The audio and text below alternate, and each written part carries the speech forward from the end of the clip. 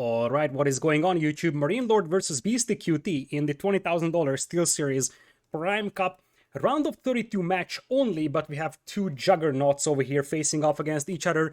This is a matchup that you could imagine in the semifinals or the grand finals even, but instead their brackets push them into this round of 32 match over here. One of these two will get eliminated.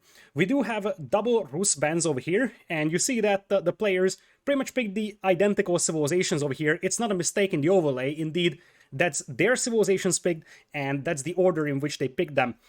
This is going to be a best of 3, and the first game will be on Dry Arabia, followed by one home map from the loser of that game, and if we go to game number 3, it's going to be the other player's home map. MarineLord's home map is Lipany, and the BeastyQT's home map is Altai. And we're jumping into game number 1 in a matter of seconds, and we do have a Mongols mirror coming in here on Arabia.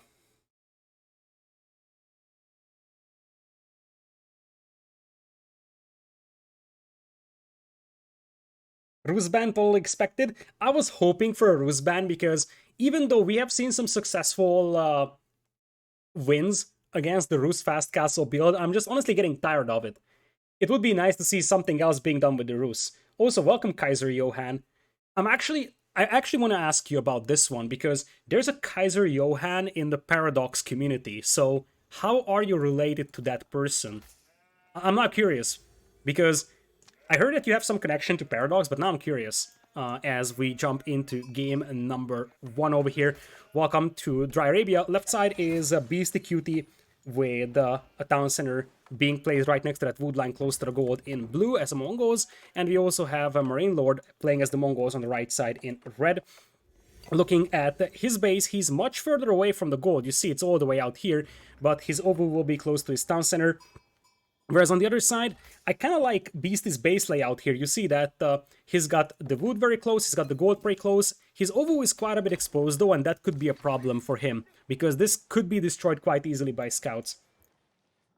You are the game dev of Paradox. Yeah, I was right about that. I actually checked you out on Twitter, simply because I heard there is someone from Paradox playing the game as well. I was like, I'm gonna Google that. So MarineLord is opening with a Gur on that gold mine. He actually went for a scout himself, just like his opponent. So both players opening with scouts and a Khan together. That's actually pretty common, because you want to use your Khan to potentially harass the opponent, and also, if you have an extra scout, you can get quite a lot of extra sheep for yourself. So the more sheep you get, the more safe food source that you are going to have. You're probably going to play professional scouts here, at least for one players, I would say. Although it's possible that you skip it and just go for a Spearman-Archer combination. But you have your option to play professional scouts. Still, grabbing as many sheep as you can at the beginning is definitely helpful. So adding that extra scout helps quite a lot with that. And so far, Beasty has to be happy with all the sheep that he acquired. That's 4 following his Khan, and I think 4 additional sheep coming in here following his scout. Whereas on the other side, for MarineLord, he's got 6 sheep following his Khan, and that's it. I think his scout has 1 trailing him right now.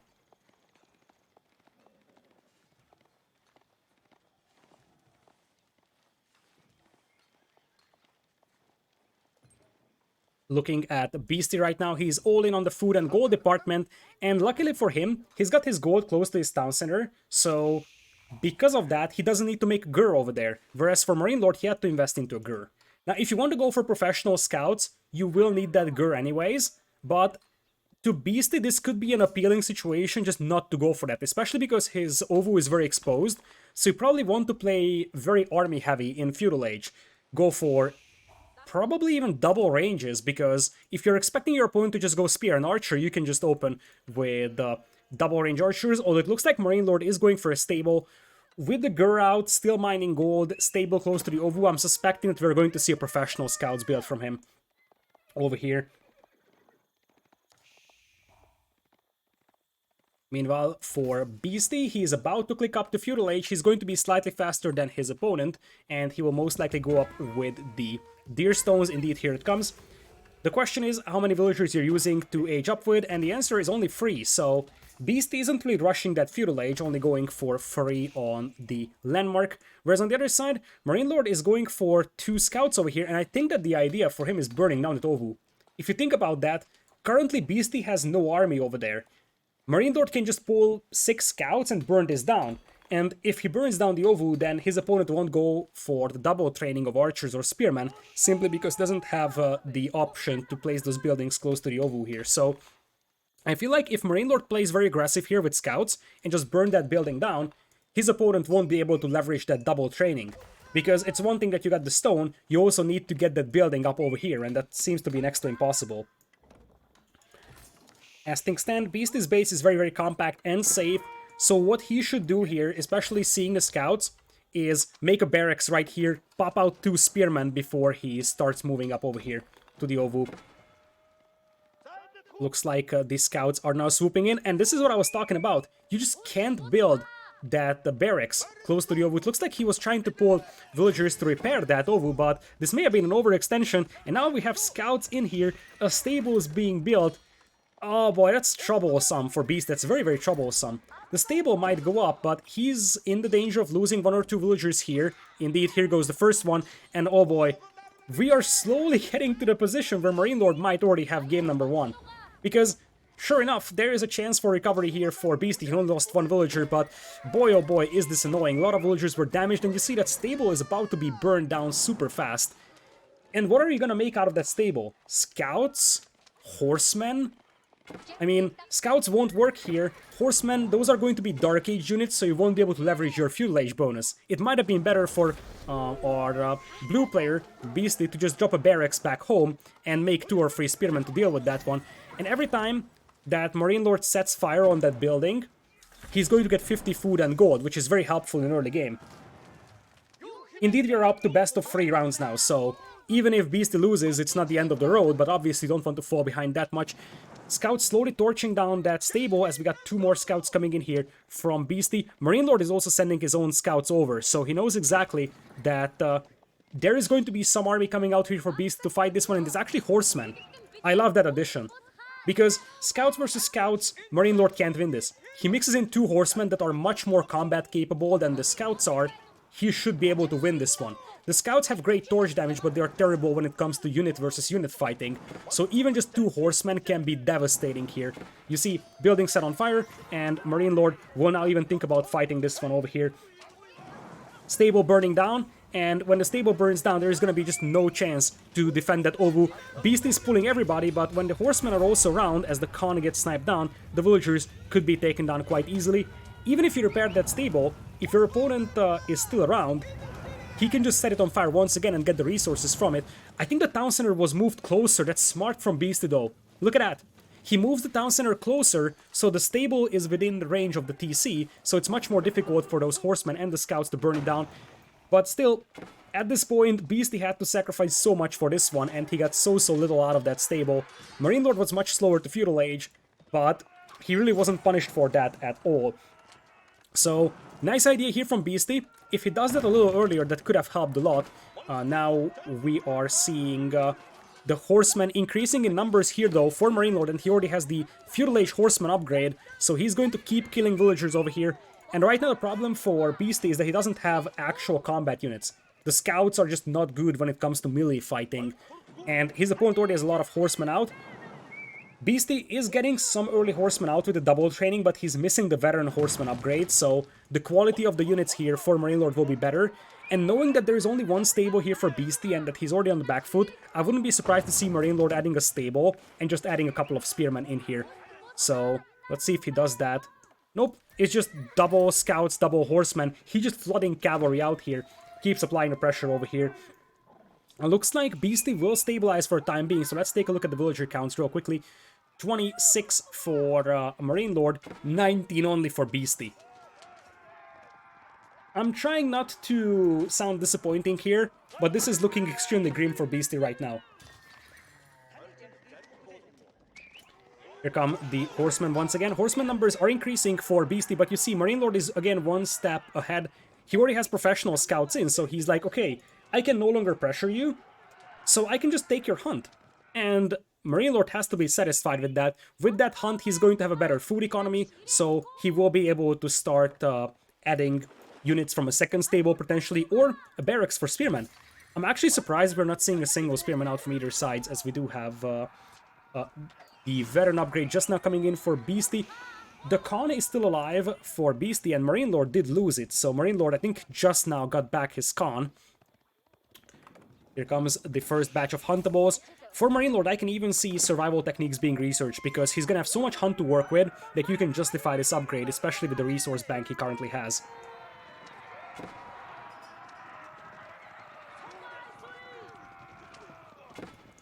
Looks like a retreat is coming in here from our red player, MarineLord. Now it's going to be rather even horseman numbers. Wouldn't be surprised to see MarineLord adding a barracks now, but looks like he decided not to. Just go for full horseman, that's the idea over here. Full horseman mirrors. Feels a little bit like AoE 2 scout meta. It's just horseman over horseman at this point, not a single spearman added.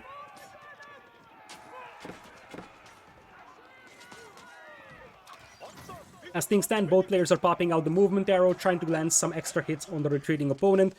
And every time that the reinforcements come in, the tides will turn. So Beasty comes in with 2 horsemen, MarineLord will retreat. MarineLord comes in with 2 horsemen from here, and Beasty will retreat. So it's back and forth at this point. But behind this one, you also have Deer being ferried in here for MarineLord. So his economy is just light years ahead. 32 villagers as opposed to 25. And as I said, the hunt is also a massive factor, although it looks like Beasty has gotten the professional scouts upgrade as well.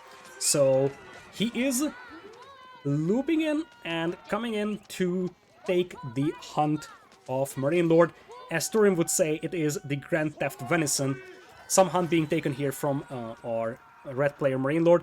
Not all the scouts are carrying a carcass, so this could have been a little more effective for Beasty, but he still has to be satisfied with the fact that he took some huntables from the opponent. We got Low Nobody with the Prime sub, thank you so much, I appreciate it a lot. As MarineLord is, as I said, one step ahead in terms of economy. It is enough resources to go up to Castle Age over here. Whereas on the other side, Beasty is not that far behind, but he's lacking food quite heavily. He's just now starting to ferry in Deer. So you see, that discrepancy in the food economy is what allows MarineLord to beat his opponent to Castle Age here. It's 1,000 food per minute as opposed to 500 food. With this being said, MarineLord is a little long gold, but he's about to start rushing up that step redoubt. He should just build it right next to the gold mine. That's exactly what we're seeing. Only 1 villager on it though, so he's going to take his time for the time being. Beasty's score is higher. That is because the score with the Mongols is bugged.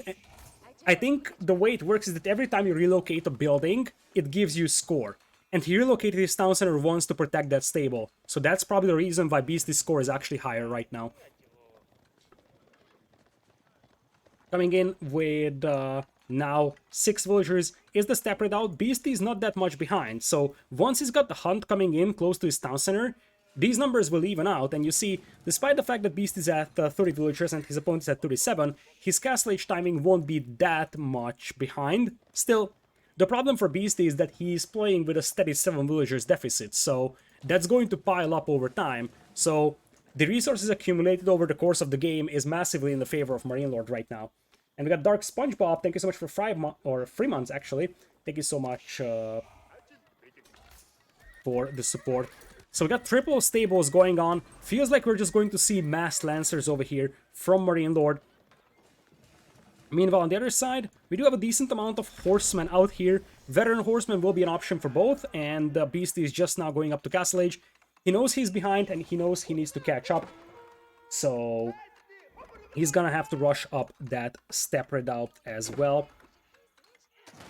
Looks like this tower will be denied as the horsemen are looping around. For MarineLord, it looks like he is not getting the veteran upgrade, instead just going for double Lancers. Now, when it comes to double Lancers, that could swing this battle in his favor quite a bit. Attack speed arrow was popped by the Khan of Beasty, and MarineLord will retreat for time being, wait for those Lancers to arrive.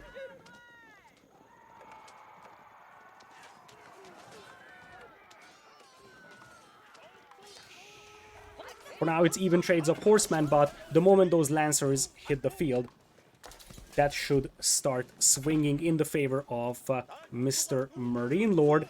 And you see, Lancers now joining the party should be able to decimate those horsemen numbers.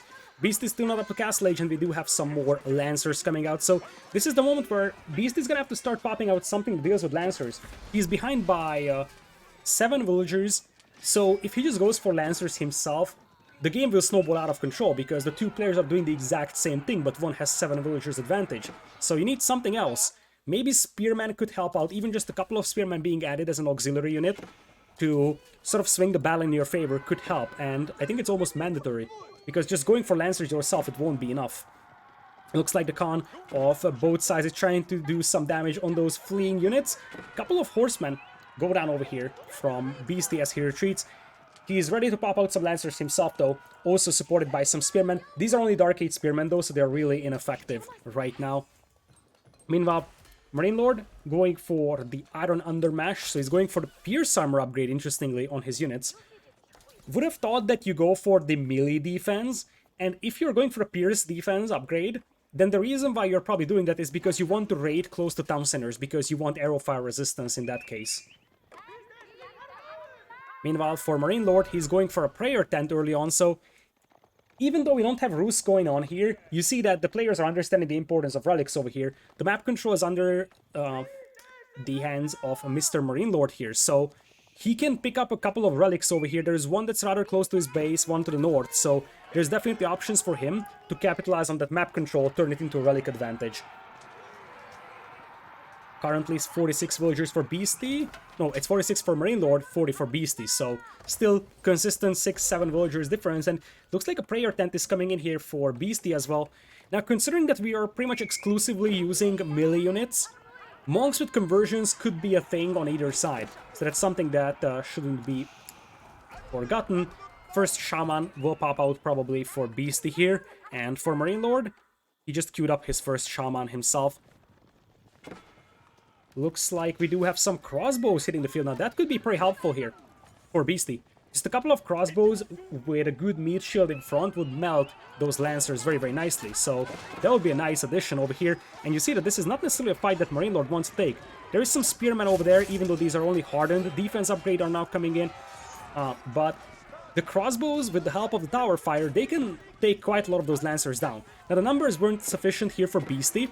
But this wasn't a great fight for MarineLord, to be honest, because he lost a lot of valuable units out there. Still, MarineLord's army numbers are much, much better, and it looks like he is trying to drag the opponent's forces to the north, swoop in from the south, get some villager kills over here. He already has a pretty considerable villager advantage, so taking down 2 or 3 vills here could be beautiful, and that's exactly what we're seeing. No textiles upgrade on those villagers, so they die quite easily to these Castle Age Lancers. 3 villagers went down once again on this wood line.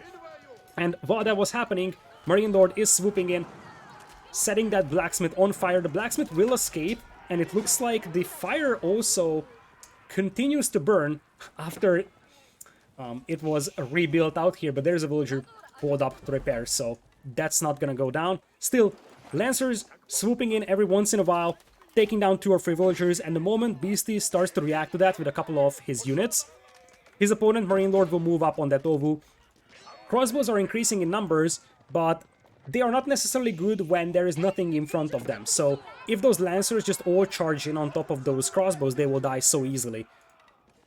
Behind this one, MarineLord has already picked up 1 relic, and I do see double ranges being added. So he's going to start adding archers to deal with the Spearmen and the crossbows as well. Beasty tried to brace those Spearmen, and right now he's just trying to drag away those Knights as much as possible. But at this point, I feel like Beasty is so much on the back foot that I don't know how exactly he could turn this around.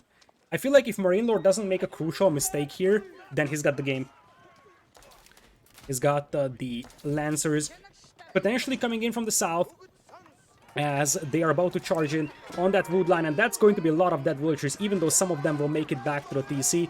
I don't think that you can fit everyone into that town center, so you could even think about just fighting under that TC, killing a couple more vills, but MarineLord is going to play this one cautiously. And with the archers arriving on the battlefield soon, those crossbows will have a tough time.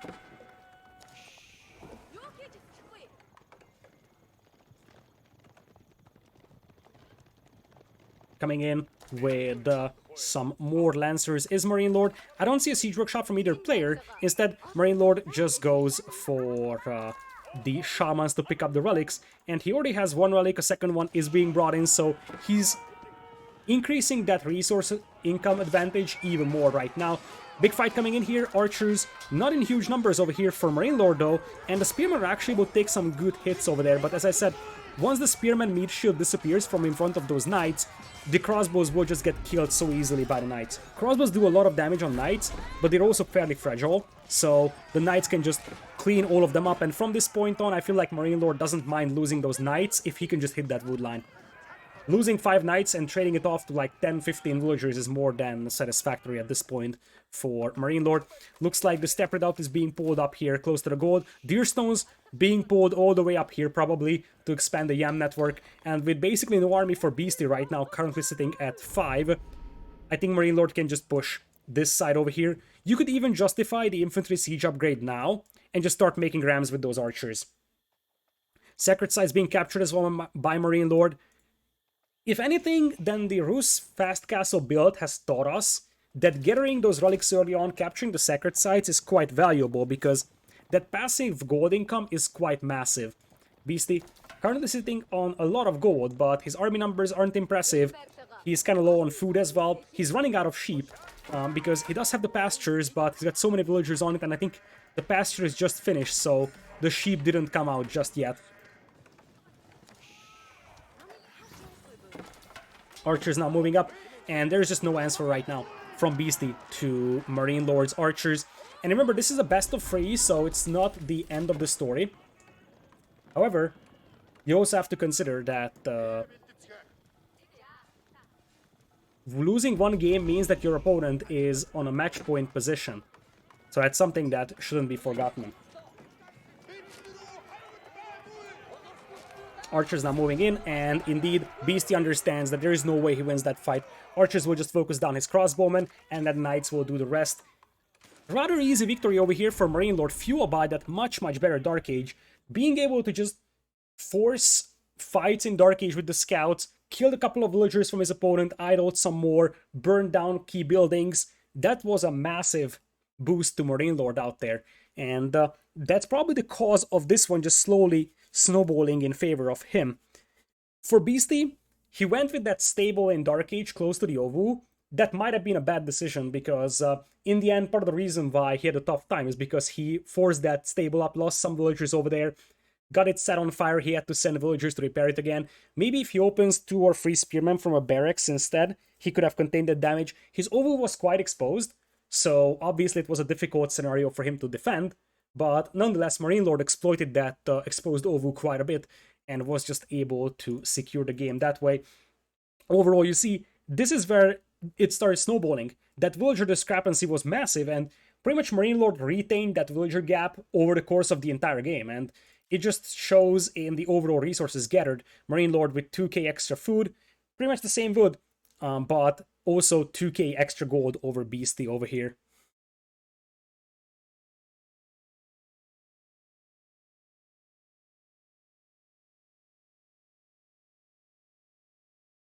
Alrighty, so let's add a score over here to MarineLord, and we do have Mongols gone for both players. Now we're going to the home map of BeastyQT, which is Altai. And if all goes well, we should already have the game up, because you're playing with a 5-minute spectator delay, so technically, even though they also need some time to set up games, we are just steadily 5 minutes behind them in spectating. So first game should be up. We have Chinese, English, and French remaining for the last 2 games, but Beastie needs to win this one to bring it to game number 3. 1.5 minutes remaining from spec countdown, so we're almost ready to jump into this game. Chinese for Beastie is the civilization, and MarineLord is playing English. Interesting setup. English is one of the preferred civilizations on Altai, because there's a lot of ways you can play them. You can play double TC into White Tower, you can play aggressive with the longbows, try to go for a feudal age land push with rams. You can just sort of play map control game with the longbows, try to pick off villagers from your opponent, build a bit of an economy lead, progress towards Castle Age and go King's Palace. So there's a lot of options here for the English. But the Chinese also have their own respective options, so 2000 Song Dynasty boom could be pretty powerful on a pretty well defendable map like Altai.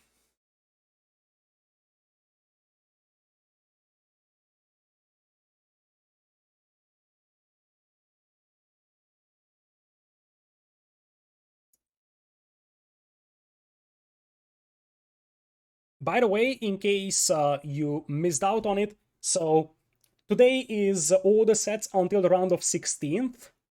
And tomorrow, starting at 14 GMT, it's going to be the quarterfinals, semifinals, and grand finals. In case you want to watch them, you can also watch here as well, because I'll be casting all of those. So tomorrow, 14 GMT, you can hop in for my cast in case you're enjoying it today. With that being said, we're jumping into game number 2 over here. On the right side, we do have MarineLord playing as the red English, and on the left side, we do have BeastyQT playing as the Chinese in blue, opening up with that standard Chinese opening of mill into Imperial Supervisor. The idea is that you want to supervise that mill, which gives you 20% more resources dropped off, and you combine that with a lot of sheep gathered at the beginning. So you see that Beastie will be pretty aggressive going for all the sheep out there. This way, his food economy is going to be quite a bit more efficient compared to anyone else in this game, really. So, really the only civilization that has a better food economy from sheep only in Dark Age is probably the HRE with the Prelate boosting them. The other advantage of this build is that you're accumulating gold passively on the mill by dropping off food over there, so you don't need to get gold from a gold mine. That actually means that you can pretty much skip going for a mining camp, and you can just go for tax gold as your age up resource. As you see, we're going to have a lumber camp coming in here for Beastie.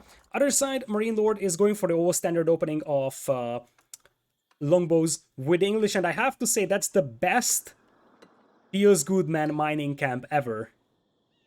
Look at that. That is a very lucky spawn for that gold and stone mine for MarineLord. Because anytime he wants to mine stone, he can just move out over there. That is beautiful, I have to say. It's also worth noting that there is some big hills close to this one. So with this forest being able to lock this out over here, if you hold this little crossing here, you pretty much have all the safety for your own gold and stone mine over there.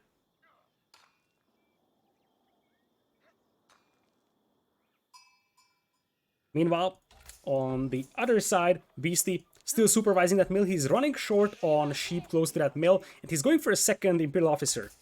Now, this is where it's getting interesting. Oftentimes you're playing with one officer, but you can play two. In that case, I'm suspecting that we're going to see a 2,000er approach, simply because part of the reason why you would supervise your lumber camp is because you want to have a decent amount of wood income at the beginning.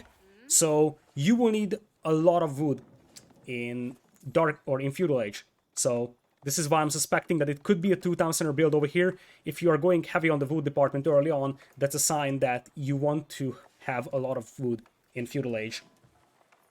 Looking at the base of Beastie, that's also pretty decent. This rock patch closes this gap over here, so all that Beastie needs to do is wall here, if he wants to stay safe. And then on the right side, it's a little more exposed, but with this forest closing this gap, what you need is just one wall over here or a tower.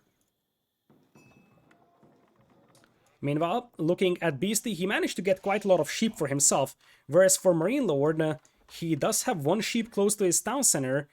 And where's his scout at? It's only being trailed by 3 sheep right now. He's going to find a 4th one. MarineLord was a little pedestrian with the sheep gathering out here. Not really the end of the world for him, but Beastie definitely had a better start when it comes to picking up sheep. Meanwhile, we already have the council hall coming in for MarineLord. At the front of his base will help out reinforcing this area quite a bit. In general, MarineLord's base is very well defendable. Beastie's one is also fairly well defendable, but requires a little bit more effort to make sure that all of your key resources are safe. Looks like Beastie is going to be a little slower to Feudal Age. That's one of the characteristics of this build. If you're only going for tax gold, then it takes a little more time to get the gold you need for Feudal Age, but in exchange, you don't have to mine gold at all. And the Barbican of the Sun is coming in right now. It could have been a little bit better, just 1 or 2 tiles closer to this gap, so it prevents units from running past. But it still is something that's going to protect this area, so I'm happy with this one. And you see Beastie is moving up for that palisade. I would love to see this one being pushed up a couple more tiles, simply because if you have the wall here, a single longbowman camping here denies all the hunt. If you push this wall up all the way out here, which is something that you could easily do, then you would have a lot more safety for those huntables. Meanwhile, first longbowman already coming out. Usually when you go for this type of an approach with the Chinese, you are going to play with a couple of horsemen, but it's also possible that we're going to see Beasty just trying to go for a very, very eco-focused approach and sort of play either a semi-fast castle right away and then go Song Dynasty after getting up to Castle Age, or first go Song Dynasty and then go Castle Age. That's usually your two options when you're playing 1TC build. With the Chinese, it depends on how you time your Song Dynasty. Now you see, pretty much all the walls are up. I love these walls from Beasty. You see the Barbican of the Sun's range, so there is no way for those longbows to sneak past over here. Although with enough longbows, you could try running past that building. But currently the base of Beasty is safe. We have a stable coming in, whereas on the other side, Blacksmith on the way for MarineLord. So he can do a couple of things here, try to go for a ram push, or just try to go towards Castle Age. That's also an option for him. As things stand, it looks like he is going for the Longbowman and Feudal Age pressure approach. His opponent, Beasty, will see that Blacksmith, so he should know that Rams are an option for his opponent anytime. Of course, Blacksmith could just be for the attack upgrade, but the big thing is that your opponent has the chance to pop that siege upgrade very fast. The Scout actually goes down to one Longbowman over here. That's pretty painful for Beasty, because now he is going to be playing blind, and you see, there's already the siege engineering upgrade coming in. Now, the risky thing here for MarineLord is that he doesn't have a single spearman for this. So, if his opponent gets, like, let's say 5 horsemen out, he could deal with those archers without problems. Looks like instead we're seeing a professional scouts build over here. You see Supervisor boosting the research rate on the professional scouts tech, and also Supervisor boosting your production on the stable, so you can start ferrying in deer. That's pretty common as well with the Chinese, because you can drop off the deer at your mill, so you can have it supervised and also have safe food income that way. That's a very, very nice way to play Chinese. But at this point, the key question is, will he be able to hold MarineLord's push? MarineLord is crawling up with a tower over here, so he's going to have the network of castles aura expanded over here. And you see now, Beasty wants to wall this one off. He sees the tower, so he knows exactly some sort of push is coming. I'm not sure if he can finish the walls, but if he does, then that could be beautiful. And it looks like this villager is a little exposed. Beasty will spot the ram. The tower is going to be delayed. This buys some precious time for Beasty, because this allows him to finish those walls, and it's going to be extremely valuable. Obviously, the ram is still going to be able to break through those walls, but the villager going down here could be massive. Looks like the villager survives. The horseman wasn't able to finish the wheel, and now MarineLord is body blocking that final tile of walls, so I think this is still open. The villager actually goes down to the ram, or to the archers. Now you have to move that scout away from that gap, though. It's not like it mattered, because the ram could just knock through that wall anyways, but nonetheless, this buys some time here for Beasty. As I said, unless we are seeing some spearmen here for MarineLord, he could run into a trap, though. Because one thing that MarineLord does not see is that his opponent is going for horsemen here. And the Chinese with the Imperial officers, they have a very, very fast reaction to anything that's coming their way. So, with supervised stables, you can pop out scouts or horsemen at a very fast rate. So, at this point, we're talking about 8 longbows and 1 ram versus what will be about 5-6 horsemen. Now, there is going to be a proxy barracks coming in here from MarineLord, and that's where things could get ugly for Beasty. Just a couple of spearmen here could easily swing the battle in the favor of our red player, but the ram is just running past, and look at this! 500 IQ move from MarineLord. I did mention that you cannot run past this Barbican of the Sun without taking a lot of damage, but he's like, hop in, fellas, off we go. And he's not even using the ram to just attack the Barbican of the Sun. He's like using the ram to just run past the building and head straight into the opponent's eco. What an idea. I love that. Now, keep in mind that Beasty does not see the barracks, so he could be surprised here as well. And you see the network of castles aura is affecting those archers right now. Horsemen, however, jumping on this one, and there's only 1 spearman in here, so this might be enough for Beasty to hold. He's going to take down the spearman. Longbows retreating for the hill, though. Some longbows will fall, but I feel like Beasty might not be able to take this fight close to that tower. Looks like he is confident, though, and there is some scouts being pulled as well. To deal with the battering ram, it will also be good to absorb some arrow fire. Some more spearmen hitting the field now, but it looks like it's a cleanup for Beasty here. he felt confident in his forces and he's pretty much cleaning everything up. Would be beautiful for him to snipe that villager because that forward villager is annoying and it's only one hit for any unit. You see MarineLord is actually pulling away that villager, but even with the spearmen coming in here, most of these forces do get cleaned up. If the ram goes down, that's an extremely important loss for MarineLord because that's a very, very expensive unit out here. And now, you see, Beasty is coming in for the pursuit, wants to get that villager killed.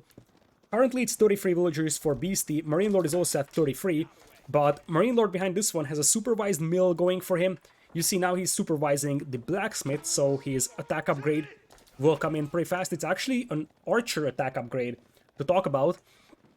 And now Horsemen will try to swoop in, get some kills on MarineLord. MarineLord's got quite a lot of exposed hunters up north over here, so that's probably where the Horsemen could hit. But it looks like they will just loop around. MarineLord is not walled, so there is a lot of options here to raid for Beasty. Meanwhile, MarineLord now has a forward barracks, and the problem with the forward barracks is that you can defend at home with it. Because you're making units on the front line, so it's very difficult to get spearmen out to defend your own base with. Looks like MarineLord will switch the angle of attack, and now he's going for these walls. This is something that Beasty has no idea about, if I'm not mistaken, and indeed, he is in the complete blindness on the north. But behind this one, Beasty is swooping in to take the hunt of his opponents, so he wants to maintain that economy advantage from there. Looks like he's not paying attention to his horsemen getting killed by a spearman. That's a little sloppy out there. Tower is being burned down. That's a smart idea from Beasty. This way, the network of castles will be deactivated on the front line. You could even try to just burn down the barracks, although there's a steady flow of spearmen coming out, so you probably don't want to waste all your horsemen dealing with that. Meanwhile, here comes a ram up north. This will be the first time that Beasty spots that ram. He does have some scouts nearby to get some torch damage going. And it's only 2 spearmen, so maybe he can take this fight with the horsemen, although now there is a lot more spearmen coming in, so this is gonna be a difficult fight for Beasty to take. On the other hand, we now have an archer range, so with his supervised archer range, you could get 10 archers out really fast to fight this one. So I think that Beasty doesn't really need to sweat this one. He's going to burn this building down, then turn all his forces to the north. And he also has a very, very good food eco, as I said, from the hunt being brought in. Beasty has to be happy with his position right now.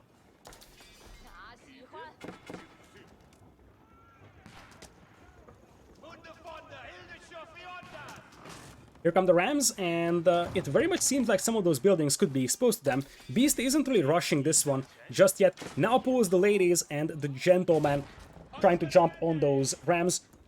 MarineLord's forces aren't really sizable over here. We're only talking about 4 spearmen, so if you got a couple of archers that can snap them down, they should be able to deal with this one very easily. And the moment that this push stops here for MarineLord, his opponent will start going towards Castle Age, and Palace Guards will just decimate everything here. MarineLord is on the retreat. He's forced to take this fight though, because he's being chased down by the horsemen. Archers will come in, snipe those spearmen. And now the majority of MarineLord's forces should be cleaned up here. He lost 2 more rams, and stalled out feudal age pushes are always very, very costly because the rams are very expensive. You also have to invest into that infantry siege technology. Beasty is not taking the best fight ever here though, like his horsemen are being picked off by the longbows and the spear, so it wasn't perfect, but he still wins this fight in a decisive fashion, and his economy is quite a bit ahead compared to his opponent's eco.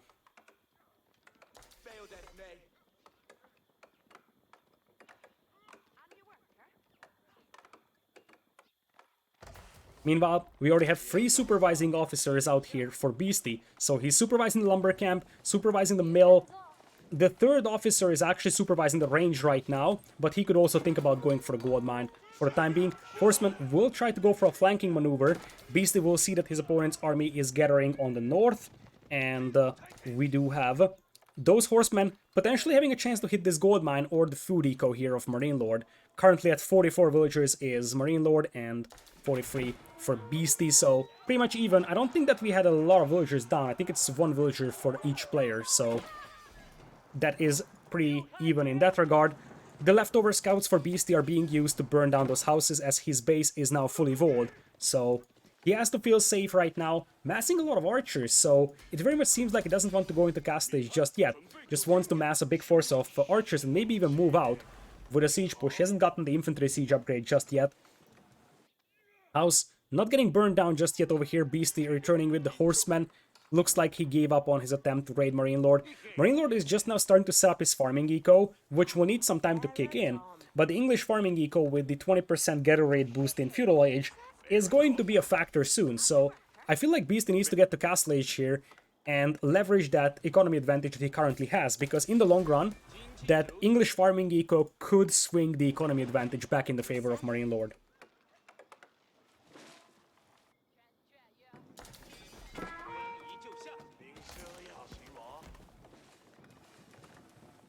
Looking at the Beastie, he's running out of hunt and sheep close to his mill, so he will soon have to start adding some farms himself, getting close to that all-important Castle Age. He's also massing quite a lot of forces.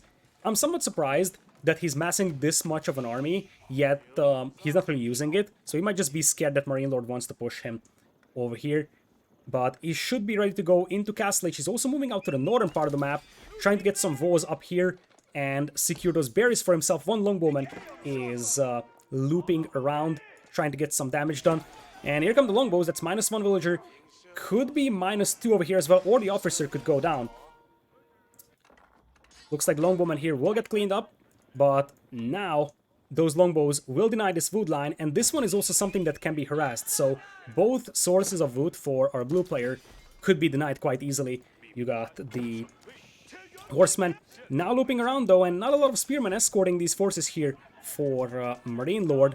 Our blue player, Beastie, does have the defense upgrade here in Feudal Age, so his horsemen do have 2 pierce armor, and that should allow him to jump on those longbows. Instead, he decides to dive in and push the wood income of his opponent. The spearmen do brace over here, and the horsemen run into that, so many of them got stunned. Still, numbers advantage heavily on the side of Beastie over here as he's moving up.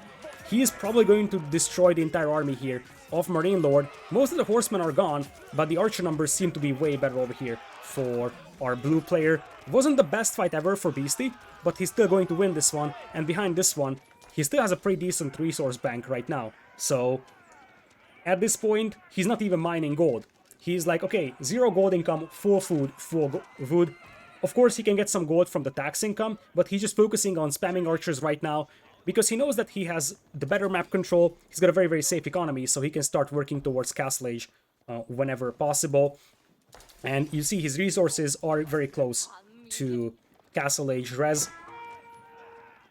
MarineLord, I don't think that he has the camp upgrade. Yeah, he's just now grabbing camp, so he never had that. Horseman now will be one-shot by all those longbows, so Beastie has to be careful. And I feel like at this point, Beastie is overextending a tiny bit. He's still killing MarineLord, so it's not the end of the world. But he should not risk his army when he can just go up to Castle Age, get Veteran Archer, mix in some Lancers, and then snowball the game. It is the Astronomical Clock Tower for our blue player, Beastie here. A couple of Nest of Bees would be very, very helpful over here. And I wouldn't be surprised to see the Siege upgrade come in. Indeed, it's already in for Beastie, so he is going to have Rams coming up pretty shortly. Currently at 55 villagers is Beastie. MarineLord is at 53, so resource incomes are rather similar, especially if you consider the fact that MarineLord has a massive food economy here with the English, but obviously there is a Castle Age advantage for Beastie. MarineLord is not far away from there, but he's gonna have to stop making longbows for some time to get up. Castle Age is in, and let's see if we are seeing any clock towers over here. Nope. No Nest of Bees coming out. Instead, we're probably just going to see the Veteran Archer upgrade. The range is being supervised, so you can get the Veteran Archer upgrade in very, very fast. Right now, you see Beastie just picking up the tax from those nearby buildings. No Veteran Archer upgrade, no Lancer either. Interesting. Interesting. So far, our blue player hasn't really capitalized on that Castle Age advantage just yet. And now, MarineLord knows exactly that he's about to get pushed. Now, he can do 2 things. A, go up to Castle Age with the King's Palace, and just try to play with 2 town centers and go for the defensive approach. Or he could go White Tower here, because he knows that he's about to get pushed, and the White Tower would give him a lot of flexibility. It allows him to train all kinds of units, stable units, archer range units, and infantry as well as siege. So it would act as a defensive siege workshop. Instead, our red player, MarineLord, is going up to Castle Age with the King's Palace.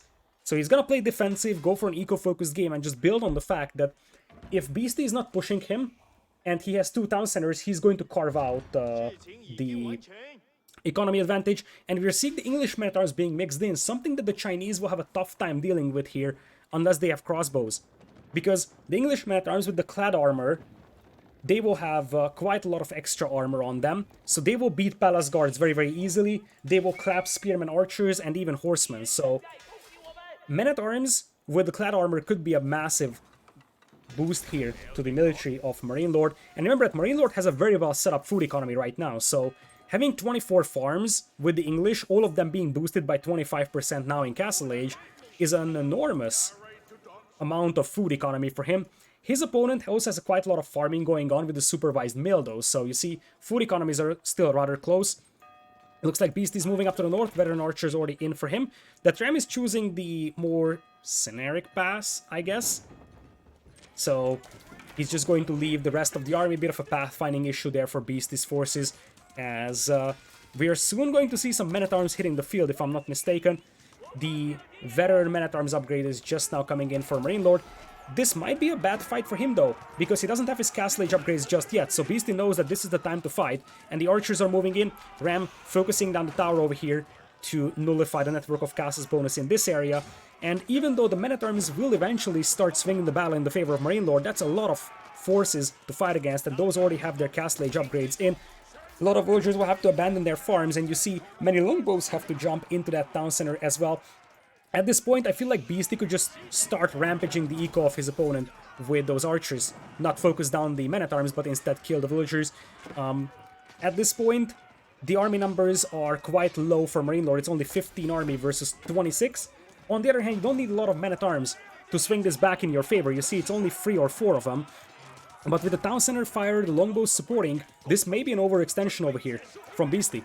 Because now he's going to start losing his entire army, and suddenly his opponent is sitting on 2 town centers and probably the better military out there.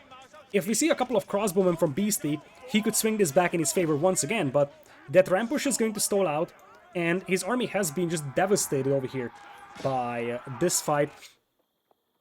Looks like now we're seeing some lancers being mixed in, also monasteries, so Beastie wants to start picking up the relics as well, play for a long game over here. Now the problem that he's facing though is that just 2 or 3 crossbowmen won't be enough here to deal with the men-at-arms, because the longbows will snipe them. Beastie coming up with the Imperial Palace right now, so this is where Song Dynasty will start to become a thing. So he's gonna have the villager production speed boost on his only town center right now. And he's also gonna have access to the Jugenu, so we could see some of them. 1 knight coming in from MarineLord shouldn't really be able to do that much of a damage, but it's gonna be annoying quite a bit. So all the lancers have to retreat. 2 TCs now for MarineLord, so he is sitting at 64 villagers, his opponent is at 69, nice. Crossbows now being added. Neither of the officers are supervising the stable or the archer range, so at this point the production is just basic speed, which is a little surprising. You already have 4 officers out, 1 is supervising the mill of course, but you could at least spend 1 to supervise your production buildings, I believe. This being said, MarineLord wants to play a long game here, because if you think about it, MarineLord, once he gets to Imperial Age, he can get the Enclosures upgrade, which gives him a massive amount of passive gold income from his farming. He already has the better food and wood income. Gold is of course better for Beastie by quite a bit, and there is also some stone income for Beastie, so the economies are still rather close. But the idea here for MarineLord is that in a long game, he's going to be able to leverage those English farms quite a bit. Now, Beastie is getting close to Imperial Age though, and this is where a big decision point comes in. Are you going Imperial Age here and get some of those bombards out to just start shelling your opponent, get your Imperial Age archer upgrades in for some combat advantage? Or you're going for a cheaper option, which is the Yuan Dynasty. Think about some Fire Lancers potentially. That's also an option. I feel like here in this scenario, the Imperial Age makes a little bit more sense, because what Beastie needs is siege and upgrades to his units. But Yuan Dynasty is not something that would surprise me either. Couple of lancers move in now, there is 1 villager getting killed. Mobility is not really one of the things that MarineLord has. So lancers swooping in, killing 2 villagers, is very nice here for Beastie. He's going to retreat. And behind this one, remember, he's got a monastery out here. So he could get a monk out any moment, start picking up the relics. By the way, that monk took the longer path around, not sure why. But it is what it is. We got another relic coming in here. Some longbows are looping around and they'll probably try to deny these sacred sites as well as the relics, but they won't be able to accomplish much. As we do have some lancers on the north. One horseman on the right side got cleaned up. And Beastie, I think that's Imperial Age for him because he's floating a lot of food now, but he hasn't dropped the landmark for Yuan Dynasty yet. So, indeed, that's Imperial Age. I think that's the Spirit Way he's aging up with. Where is that? Oh, that must be super annoying. Look at this! One longbowman just harassing that gold mine has to be so frustrating out here. So, Spirit Way indeed coming in here for Beastie. He's on the way to Imperial Age. And from this point on, it comes down to just getting his Imperial Age upgrades in. Elite Lancer with defense upgrades could be very helpful here. There is a gate here, that's why I was surprised. At first I thought there is no gate, and that's why the monk took that route, but no, that's not the case.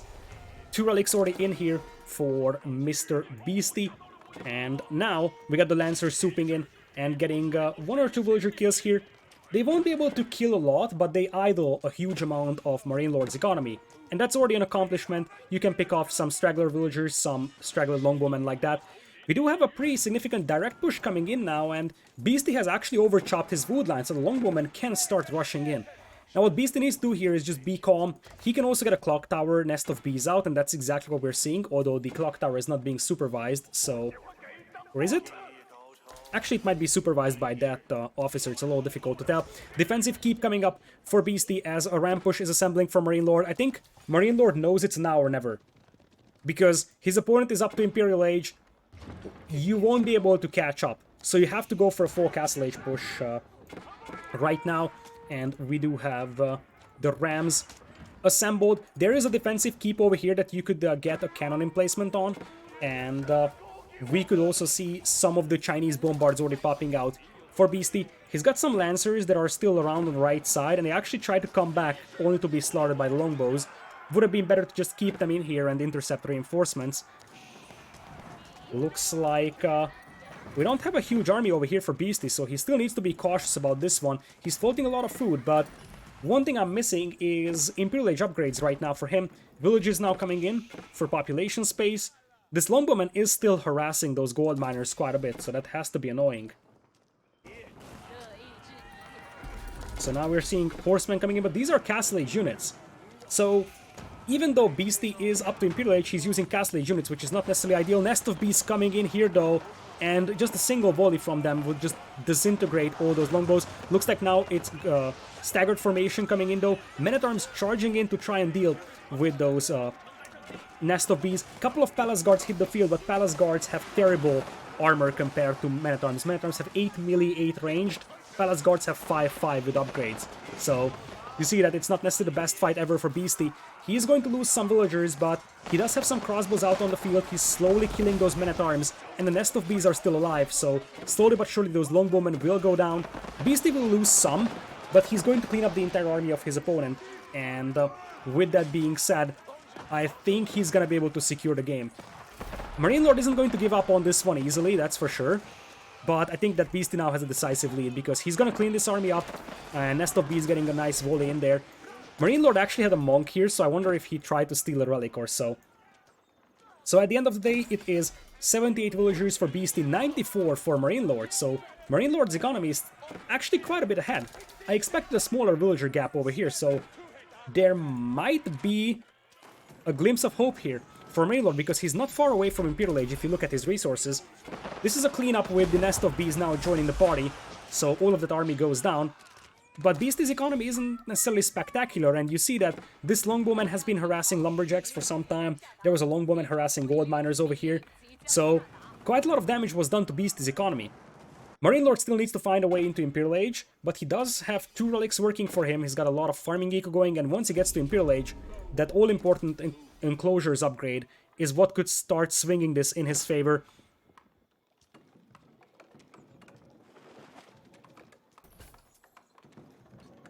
We have one sacred site on the right side under the control of Beastie. MarineLord is taking the one in the middle.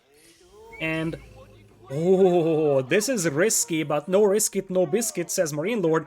He's coming up with the Berkshire Palace as a forward landmark. Now, this could be either a disaster or a magic. Looks like a Beastie is thinking about the same thing though, making a keep here, and Chinese build a lot faster, but there is no army to escort these villagers. If this landmark gets denied, it's game over, and there's free nest of bees coming in here. You probably want to focus down the villas at this point. Oh, I think this could be game here. Because if that landmark gets denied, there is no hope for MarineLord. There's already hand cannoneers against his men-at-arms. Nest of bees setting up, and Lord Doubt smile upon us. That's gonna be a lot of dead villagers out there. And with that keep coming up for Beastie, I don't see that landmark going up for MarineLord. He needs to cancel that. And if he cancels it, he's going to lose a lot of resources on it, I do believe. So that landmark being constructed to like 40%, that's gonna be a lot of resources lost. He's gonna try to secure this position, but the moment this keep goes up, all hope is lost. Longbows won't be able to focus down the hand cannoneers here, so the hand cannoneers just melt all the men-at-arms. And indeed, he has to cancel that landmark. He's gonna have resources for a second attempt, but it definitely was something that set him back quite a bit. So where is the landmark coming up again?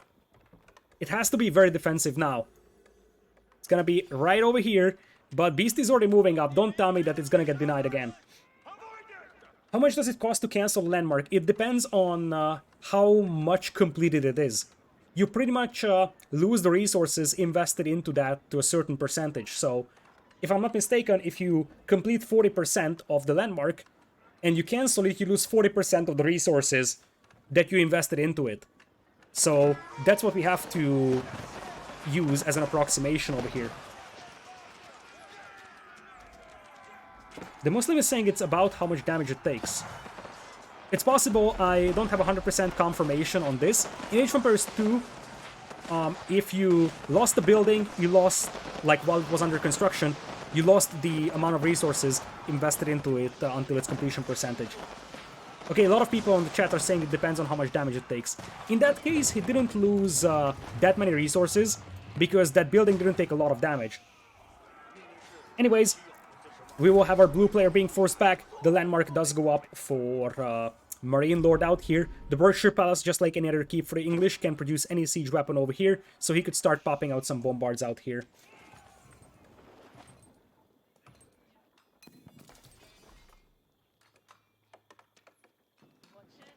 Alright, so looking at the numbers right now, we do have 91 villagers for Beastie with 32 army.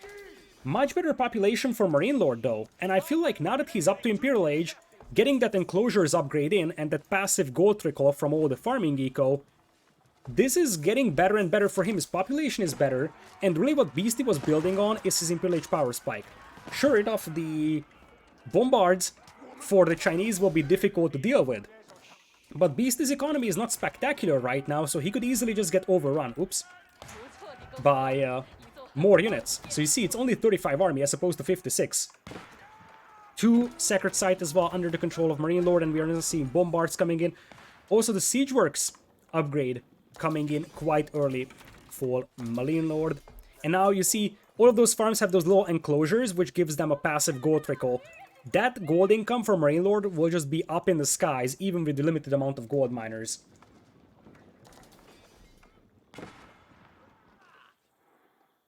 We do have 2 relics under the control of Beastie, 2 for MarineLord, and there is 1 relic that will be picked up by Beastie right now. So it's 3 versus 2 relics, but you have 2 Sacred Sites versus 1 here. And it looks like we could be in for a long game. Stonewall is up for Beastie on the right side, so he's gonna try keeping that Sacred Site under his control. Notably, one of the big gold mines on this map are out here, and this is not something that Beastie has access to. Meanwhile, on the other side, the big gold mine is right in this corner for MarineLord, something that he could possibly secure. Beastie, on the other hand, wants to just stonewall off the Sacred Sites on the right side and the left side. MarineLord instead decides to go for a massive migration of villagers all the way to the north. They take the scenic path because this one is walled off, so they walk all the way out here to get that gold. We have 1 bombard coming in here for MarineLord, setting up in that nice hill position, shelling that keep. Speaking of bombards, where do we have the bombards from our Chinese player? The answer is nowhere. Not a single bombard right now for Beastie. To me, it seems like Beastie wants to play Palace Guard and Hand Cannoneer, which is a very, very expensive unit composition. And boy oh boy, did Beastie lose those wall villagers in here, and it looks like we're gonna have some rams coming in. Elite Men-at-Arms already in for MarineLord, 10 melee armor. So the palace guards will just melt to these guys. Hand cannoneers are sort of needed to deal with them, potentially some nest of bees, but the biggest problem for Beastie right now is army numbers. MarineLord is at the 72 army, Beastie is still stuck at like 130 population with 44 army. And Chinese bombards this, Chinese bombards that. Bombards are not necessarily amazing when it comes to dealing with like a flood of units. They're great at destroying buildings and sniping other siege, but what are you gonna do when men-at-arms overrun your base, right? And as I said, right now, Beastie is going to have gold control issues in the long run as well. Obviously, he's got the tax gold income, but gold mines are no longer accessible for him, whereas his opponent has the passive gold income from the farms. Here come the bombards. They will take down some of the nest of bees here, and it looks like MarineLord will be able to save the longbowman. Now in Imperial Age, he could get the volley upgrade for them as well, and also Network of Citadels bonus would be nice to have over here for him. His army numbers just seem to be a lot better, and while this game seemed pretty decent for some time for Beastie, I feel like it's swinging back in the favor of MarineLord.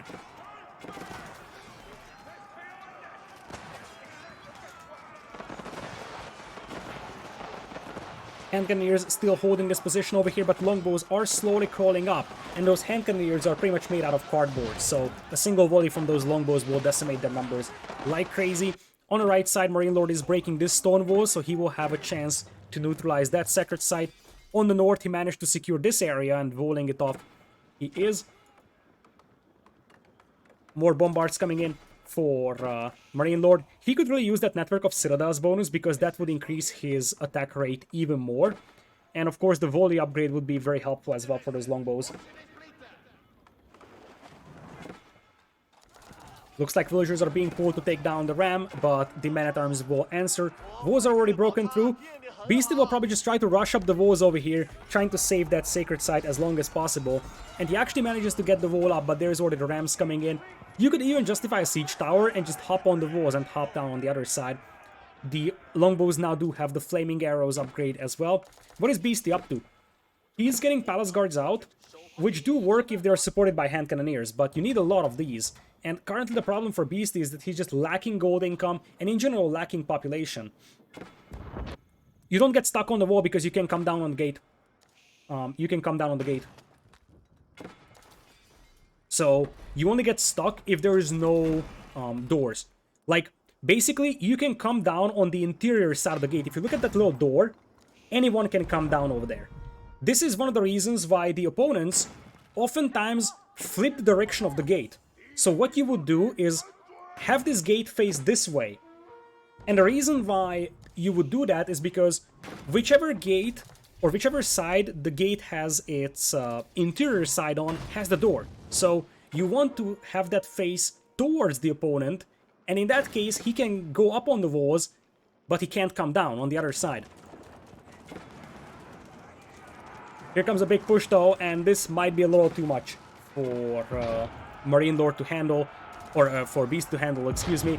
He does have a decent amount of resources in the bank, but just constantly struggling with that population. 140 pop right now, and that's quite a lot of firepower over here for those bombards. One goes down from MarineLord, but where is Beastie's army at? He's setting up the nest of bees right now. That volley could be devastating MarineLord. Beastie is on the back foot, but fights like that is exactly what he needs to turn this around, because that volley from the nest of bees was just devastating. The bombards now have just 10 range, actually. They don't have the 12 range upgrade just yet. Nest of bees now coming in once again. Springboard set up for MarineLord to fight this one though, but obviously Clock Tower bombards can survive a lot of punishment. Men-at-Arms once again decimated by the nest of bees, so really, these bad boys are doing a ton of work right now, dealing with all the men-at-arms, dealing with all the archers. Still, it's about the population struggle right now for Beastie. He needs to play a very long game to come back into this one, and even then it's difficult because the English player just has such a massive passive gold income. You see that at this point, MarineLord has 10 on gold and he's got like 1.1k gold income in here, whereas on the other side, it is 29 on gold for 2200 gold per minute. Indeed, that's something worth talking about. Trade is an option for either player for gold, as the men-at-arms now find this gold mine. This will be a slaughter. This will be a slaughter because there is absolutely nowhere to go with these villagers. They will just have to make a run for it back home. MarineLord already managed to push his opponent down to a very low population, and that just seems to continue here more and more. Some villagers will make it back home, but every single villager lost over there is just so painful right now for Beasty. Now he's actually gonna get some nice volleys in here with those bombards that are still lacking the range upgrade. MarineLord getting that gold mine for himself, he also has this gold. And speaking of raids, there is some palace guards up here on the north, so Beasty is retaliating for that raid on the gold mine. These towers up here do have arrow slits on them and also villagers garrisoned inside, so slowly but surely they do clean up the men-at-arms. Longbows men-at-arms now about to push the left side. Look at that slaughter. The men-at-arms were pursuing the villagers, and then the longbows came in from the other side. So a bunch of villagers go down here. 69 villagers is the vill count only for Beasty, 114 for his opponent. 84 army versus 68. Army numbers are rather close, but replenishing that army is going to be very difficult for Beasty right now because his opponent has a much better economy, and MarineLord just wants to force his opponent to make a move. It is going to be one sacred site being captured right now. MarineLord is actually neutralizing that with a ram that's pretty much dead. And he probably wants to go for this sacred site as well. Just start to have that sacred site countdown. The palace guards are still alive over here, despite all the spring golden placements and arrow slits on these towers. So quite a lot of villagers did die in that battle. Bombards moving up. It looks like Beasty is just forgetting about that range upgrade because I think he's been waiting with it for a long time. He could have gotten that if he wanted to already. There goes the Berkshire Palace though, and that's a lot of firepower on those Chinese cannons still. And I don't see MarineLord's army anywhere right now. It's just now catching up to the battlefield. Some Nest of Bees coming in. You need some great hits from those Nest of Bees in order to have a chance in this one. Because the main problem for Beasty is that he's losing map control. His army numbers look decent, but his economy is just very underwhelming. Nest of Bees now coming in. One of them do go down, and the longbows do have the flaming arrows, so they do quite a lot of damage on that. But instead, the Springald is the one that takes it down. Nest of Bees gone from the battlefield. So now, dealing with those longbows is gonna be difficult, because you only have a handful of palace guards out there. Bombard setting up though, trying to go for those siege weapons out in the distance. This is where that lack of extra range upgrade is something that hurts really badly, because the Springolds can just focus you down from a distance. Beast is still trying to position himself in a way that he can deal with the Springolds, but currently he has nothing against the longbows. The hand cannoneers will just die to longbows quite easily. Some men-at-arms coming in to reinforce. Bombards do turn back, try to use the hill to their advantage over here, just rain down death to the valley down below. But as I said, unless you bring in some Nest of Bees over here, dealing with those longbows will be challenging.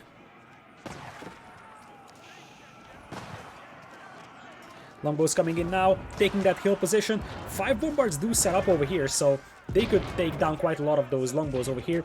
I expect the Springolds to slowly crawl forward, trying to take down those bombards. Beast isn't going to give up on this one easily, that's for sure, as the bombards do get some nice kills in here. If there was just one Nest of Bees, that would be so devastating in the fight. 45 army for Beasty though. MarineLord is down to 54 as well. So both sides losing numbers at a quite rapid rate.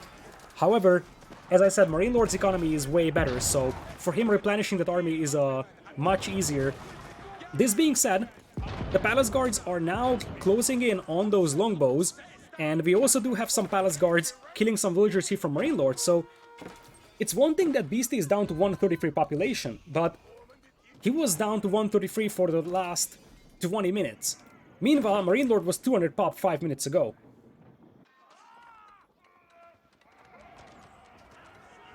Let's look at the resources real quickly over here. MarineLord is floating a ton of resources though. 4,000 food in the bank, and the bigger thing is having 2,500 gold in the bank.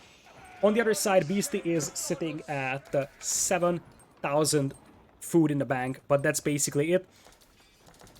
Meanwhile, down south we do have a keep up, so many of those villagers here from MarineLord got killed mining that gold. Beasty is going to consume that final golden. Poor little mining camp getting killed by the boiling oil. That has to be just sad. Look at this. Look at this. Alright. So now, we do have a decent amount of bombards out here. Still no extra range on them though. So that is an upgrade that's consistently missing over here. And now Beasty's setting up trade. That could start swinging stuff in his favor because while MarineLord does have the passive gold income from his farms, and that actually makes his gold income very, very population efficient, that's a limited rate at which he's able to obtain gold. Now, he's mostly going for non-gold units, so he's probably fine with just not adding any trade. But the fact that Beast is adding trade could have a long-term effect. The best case scenario for him would be to establish the trade to this corner. MarineLord actually has 2 towers up here that are currently preventing that.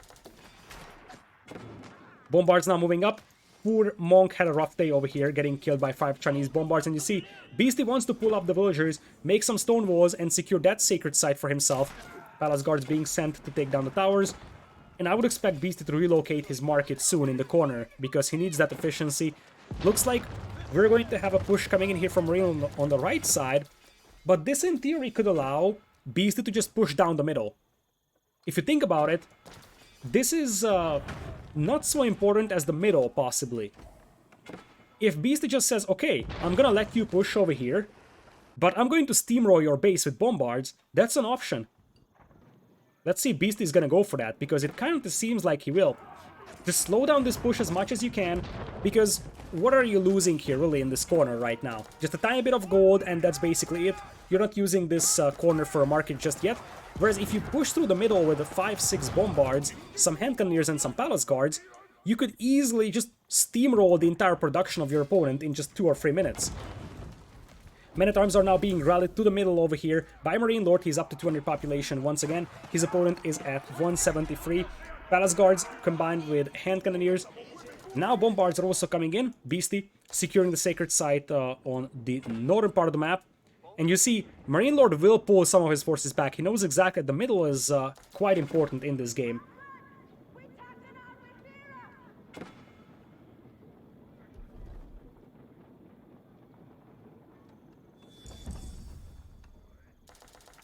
Looks like we do have a keep coming in the middle. That is going to give quite a lot of map control here for Beasty, and it could allow him to potentially contest the sacred site up here, although now he lost the one on the right side, so it's sort of a back and forth with the sacred sites.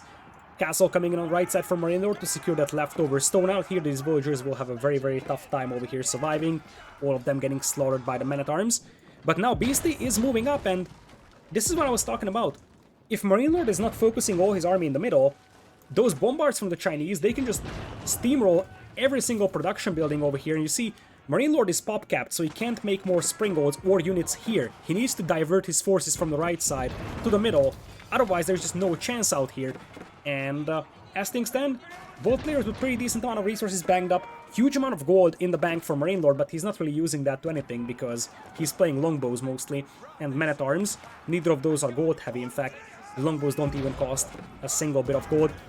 A couple of Nest of Bees here could be pretty devastating, or I could even see some horsemen being added by Beasty. Horsemen are rather cheap, they are pretty resistant to arrow fire, and they don't cost gold. Here comes the big fight though, and the men-at-arms will be able to take good hits against the palace guards, but not against the hand cannoneers. And this is the perfect fight here for Beasty. Hand cannoneers are very fragile, but they have insane damage output. So if you have some sort of meat shield like the palace guards in front of them, they will decimate all those men-at-arms numbers. And you see that the men-at-arms are just disappearing from the battlefield here. For MarineLord, he's starting to realize that he needs to deal with the hand cannoneers first.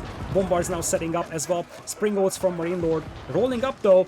And I feel like the numbers are running out here for Beasty. MarineLord still at 73 army, he's got such a big resource bank that he can flood units endlessly. His opponent is running low on gold, so getting those palace guards out, getting those hand cannoneers out is going to be more and more difficult over here. The bombards now have the 12 range over here, so they now outrange the bombards from MarineLord, and they do have even range compared to those springboards out here. Sacred site being captured here in the middle by Beasty, that brave monk in the middle of all of this carnage is grabbing that sacred site. He does have some trade going for him. It would help if he deleted this palisade here a tiny bit. And are we running out of wood here? Because this is something we haven't talked about, and holy potatoes, it could work for Beasty. I did mention that MarineLord is banking up a lot of gold because he's not using any gold units, but he's using a lot of wood. The longbows are very, very wood heavy, and just look at what's left on the map. MarineLord is forced to take straggler trees. Now, obviously, you can start buying wood, but that's not going to be sustainable. And at this point, Beastie has trade set up. Obviously, MarineLord has infinite gold from the farms, but once the wood price is like 250 gold per 100 wood, that's going to be difficult for our red player to sustain. Big fight coming up once again, hand cannoneers unleashing death and destruction, and this is once again a great fight for Beastie. He's pulling all the villagers to repair the bombards, focusing down the red bombards out here. Looks like Beastie's holding this, and every single moment this keep stays alive, the boiling oil is just being poured down on those men-at-arms. I think Beastie might have this game on this very fight, because this was a disaster for MarineLord. He was fighting in the range of that keep that did have a bombard emplacement, did have boiling oil, a lot of hand cannoneers, bombard shooting at him. If he took down this keep, I would have said maybe it was worth it, but his numbers were just destroyed at a rapid pace, and he's going to start struggling replenishing those longbows soon.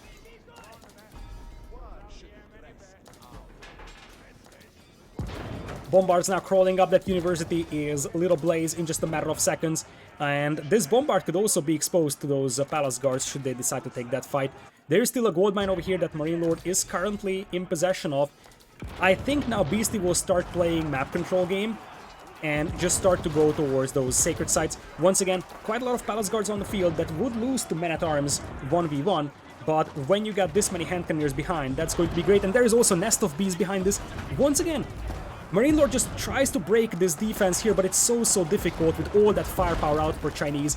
Boiling oil, Nest of Bees, bombards, hand cannoneers, and MarineLord is just losing so enormous numbers. So you see, MarineLord is pretty much out of food. He spent all of his food on army in the last 2 or 3 minutes. He started with like 8,000 food in the bank, and everything was just destroyed because the amount of firepower that Beastie has over here with the hand cannoneers, with the palace guards, that is just huge. It's gigantic, actually. And the brutal thing here is that MarineLord does have a very good food income from the English farming, even has a good gold trickle, but he can't do anything with gold. 9,000 gold in the bank for MarineLord. And the best thing he can do with it is buy wood for himself, because he needs it for longbowmen. MarineLord's population right now is at 148 and 184 for Beastie.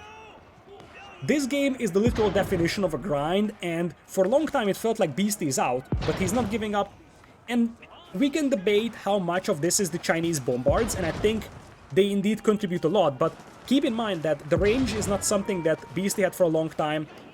Obviously the HP still matters, but I think most of this comes down to the composition of the palace guards and hand cannoneers. Obviously the bombards help, but I don't think that the bombards by themselves decide this game. Now it looks like it's full map control for Beastie, and he's going for the sacred site on the right side.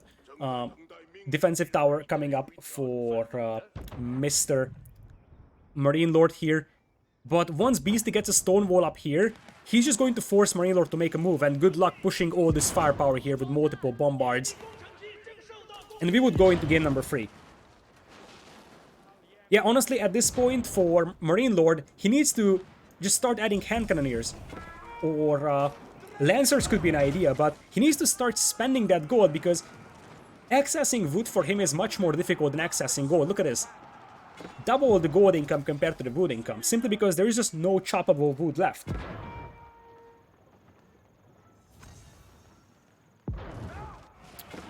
Here comes the Palace Guard flood though, and I feel like MarineLord is running out of time. Now Beast is at 102 army, MarineLord is also at 102 though, but he doesn't really have an answer to deal with all that firepower coming from the hand cannoneer right now. Also quite a lot of trade going on for Beastie. It would be great for him to expand that trade to this corner, because that way it would be a lot more efficient, but he also has some mineable gold left. And for MarineLord, he's got just nothing. He is still chopping wood somewhere, but that's all that he has. What dynasty is Beastie at? Beastie is still in... I think Beastie is still in Song. Overlay should update, but yeah, it's a little bugged. I didn't see him going into UN. He does have... Yeah, it's still Song. You could justify UN here for mobility. Even Ming would be great, but Ming is very expensive, so Beastie probably doesn't want to spend all his gold on Ming right now. Beastie, by the way, floating 10,000 food. It's worth looking at the food income, which is quite close. MarineLord has 34 on farms with the English faster farmers, whereas on the other side, Beastie has 41 on farms with the supervised farms. So the farming ecos are rather close. Bombard's now moving up. This is the starting TC. The Council Hall is already down. The Berkshire Palace is down. So all that's left as a landmark is the King's Palace.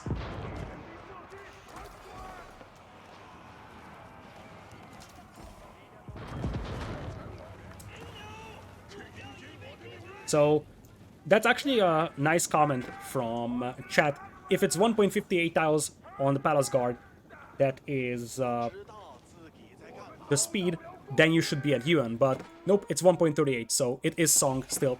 Couple of men-at-arms coming in here from MarineLord to raid, but this feels like it's just a desperate effort to hold on to a game that seems to be lost, although this is weird to say because MarineLord is at 200 pop, yet you just can't help but wonder how he's going to come back into this one. His opponent has a very, very powerful unit composition, and MarineLord has also lost the monastery that housed 2 relics out here.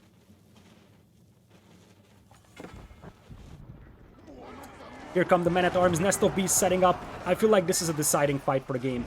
And since the longbows aren't really focusing the hand cannoneers, this is a massive win here, probably for Beastie, right? Right? The Palace Guards are melting. Remember that these men-at-arms do have 10 melee armor, so when they're just fighting in a sword fight against the Palace Guards, they will kill them quite easily. It's a matter of hand cannoneers behind that. And as things stand, I think Beastie isn't going to take a great fight over here, but he's going to be able to hold on, because you see MarineLord is forced back once again. Beastie's taking the Sacred Site on the right side. So if he manages to wall this one off, he's going to have 3 Sacred Sites under his control, and the Sacred Site countdown shall begin. Funnily enough, I feel like a Wonder is not a completely out-of-the-box idea here for Beastie either. His opponent is nowhere close to pushing him, and a Wonder is very expensive, but imagine that you make a Wonder somewhere around over here. MarineLord would have a limited amount of time to push through all of this, and there's a lot of fortifications, a lot of forces out here, so a Wonder is definitely an idea, although it's going to be a Sacred Site. 56 minutes 30 is where the countdown started, so MarineLord needs to neutralize one of those Sacred Sites until the 1 hour and 6 minutes mark. Looks like all the villagers are pushing up, and holy potatoes, are they gonna stonewall this? I think they will. Nope, they're just burning down a mining camp like there's no tomorrow. I think that Beastie just wanted to mine this gold out here. They could stonewall this one though, and that would secure that Sacred Site quite a bit. Meanwhile, here comes MarineLord, and he's pulling everybody. He knows exactly that he needs to make a move right now. Quite a lot of villagers also join the fun. These actually are just coming up for these few trees that are out here. Men-at-arms now rushing in. This might not be good for MarineLord though, because just a handful of hand cannoneers can clean this up, and you can do limited amount of eco damage here. Meanwhile though, MarineLord is trying to get a keep up on the north, and he is neutralizing that Sacred Site. He doesn't want to give up on this just yet. That tax collector is collecting tax in the middle of the battle right now. Bombards will force MarineLord back though. The problem for MarineLord is that he's not going forward. He's remaining in the very same position that he was 5 minutes ago, 10 minutes ago, desperately trying to find any kind of trees to chop. So, at this point, he is floating 9,000 gold. I feel like probably his best bet would be Lancers. Those are pretty population-efficient units, so good for late game. Hand Cannoneers do well against Lancers, but the Lancers could probably perform a little bit better than the Men-at-Arms against the Palace Guards and the Hand Cannoneers. Plus the Lancers would have the mobility to jump on the cannon. I was foolishly believing that this keep is going to prevent Beastie from taking that Sacred Site back for the next few minutes, but I was wrong. Boy oh boy was I wrong, because that is 8 Clock Tower Bombards just smashing that down immediately.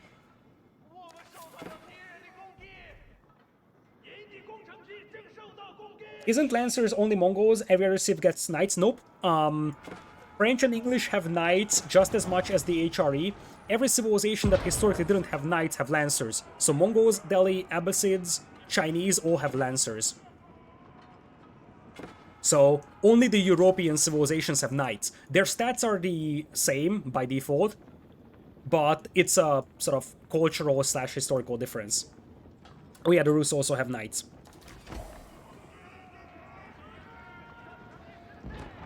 Are Lancers better than Knights? The base stats of the unit are the same, so it comes down to unique technologies. Obviously, the French Royal Knights, with all their unique technologies late game, is just far better. Same thing for the Boyar's Fortitude upgrade for the Rus Knights. So there is no difference between the Knights and the Lancers themselves. The difference comes from the upgrades available to the civilizations. Big fight over here, and the lack of meat shield could hurt quite badly for Beastie here. That's a lot of men-at-arms, and this is the first time for a long time that the hand cannoneers will be forced to take a melee engagement over here, and they are very fragile, so they could easily get surrounded. And you see the pincer move coming in here from MarineLord.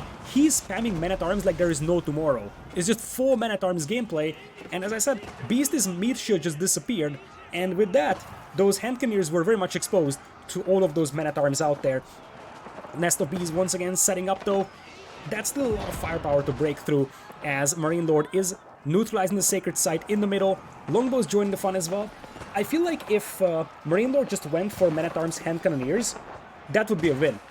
Think about it. Hand cannoneers are comparable for the two civilizations. The men-at-arms are way better than the Palace Guards in this situation. Although the base HP is higher for the Palace Guard, so that helps a little bit against the hand cannoneers, but also the men-at-arms can all tank a lot more melee damage from the Palace Guard. So I feel like men-at-arms hand cannoneers, especially with the 10,000 gold that MarineLord has banked up, would be something I could justify. Or, as I said, Lancers or Knights. Currently sitting at 11,000 food is Beastie. He does have the right side sort of walled off as he's searching for some more trees to chop. Notably, he walled off this market over here. So MarineLord will have no chance to trade. All his gold income from now on will come from the passive gold income from the farms, but that's infinite gold. And ultimately, Beastie will run out of food as well.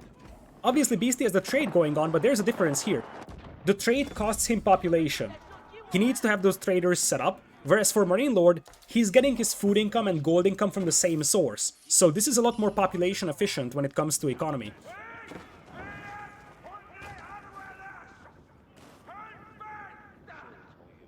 Would be nice to see the market prices actually, indeed, because Beastie could try to go to Ming Dynasty with all the food he has, just sell some prices. I wonder if the game is showing the base prices all the time when you're spectating, or these are the real prices. If these are the real prices, Beastie should have already sold like 4,000 food here. Because if this is the actual price, he's getting a lot of gold for that food. I would not think it's the real price though. Yes, the prices change in the market. In fact, it's a global market, which means that if either of the players are making a transaction, the market will react for both players. If you sell resources, the price of that resource will go down in terms of gold, and if you buy, it will go up.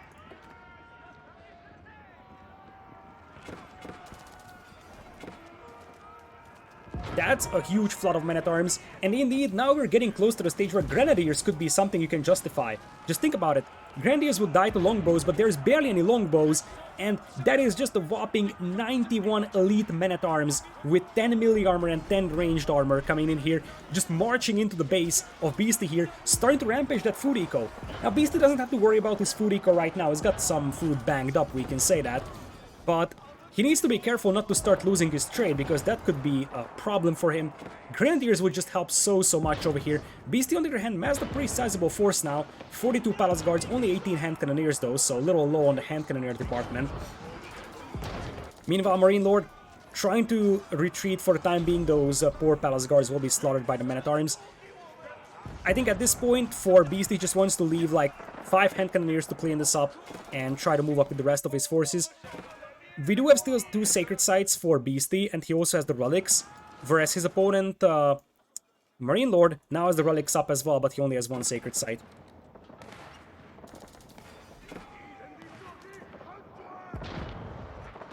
Bombards now finishing off everything, and holy potatoes, that's a scary army.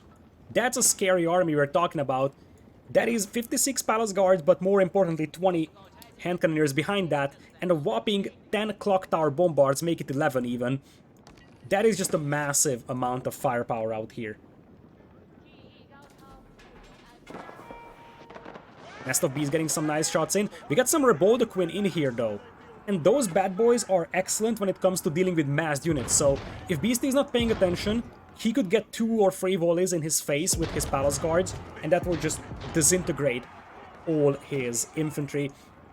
There is a keep up here, and now we have the network of citadels bonus, so these bad boys get 50% attack rate in that influence radius. Bombards now coming out. Ro32 is about to set up.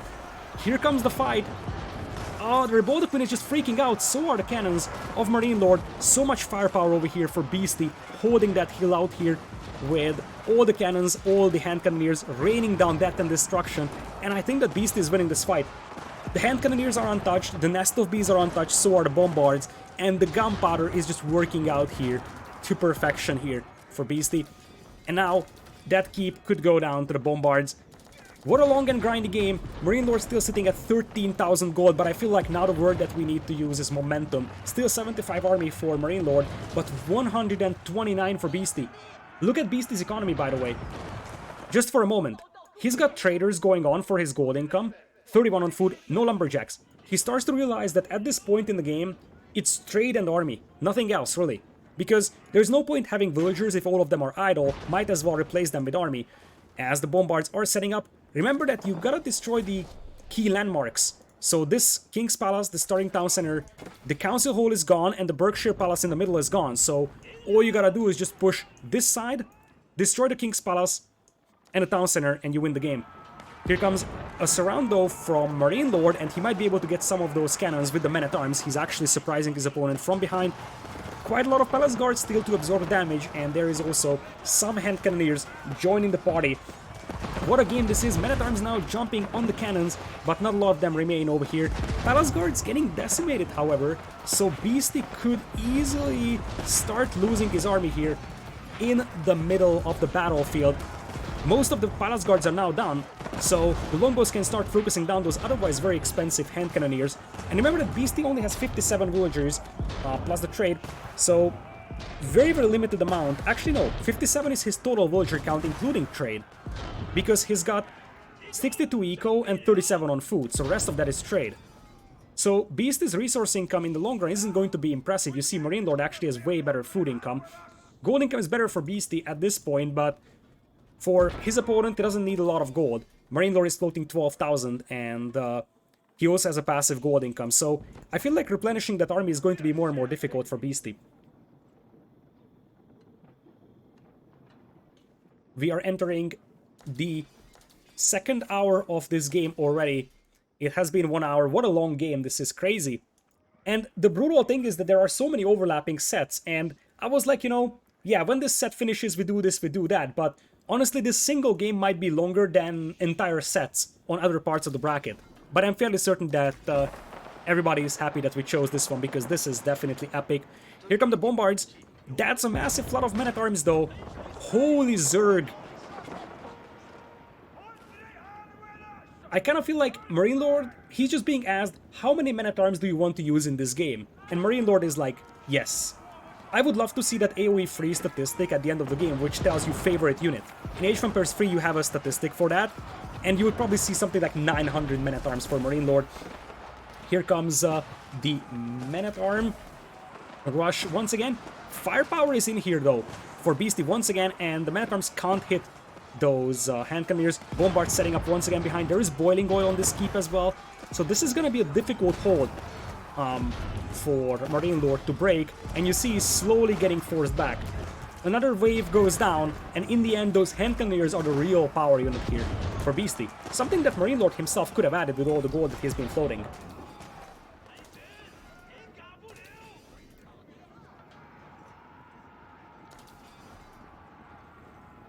$123 army for Beastie, and now this is not me removing the overlay.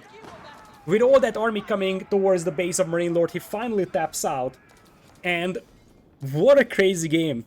I'm sort of lost on words. 1 hour, 8 minutes and 44 seconds. Just for reference, the first ram of this game was created at 7 minutes mark. This game started with MarineLord trying to go for a ram push, and we ended with something absolutely spectacular. In the end, 115,000 food gathered by MarineLord, combined with 60,000 gold. Beastie, comparable amount of gold, but 25,000 gold less, but this is the massive difference here. The firepower of those hand cannoners, the firepower of those bombards and the keeps, this has just allowed MarineLord or Beastie to take much more advantageous fights over here. 1100 kills versus 700 losses. That's the difference maker. Oh, what a game. Just for reference, the castle age timings were 20 minutes and 18 minutes.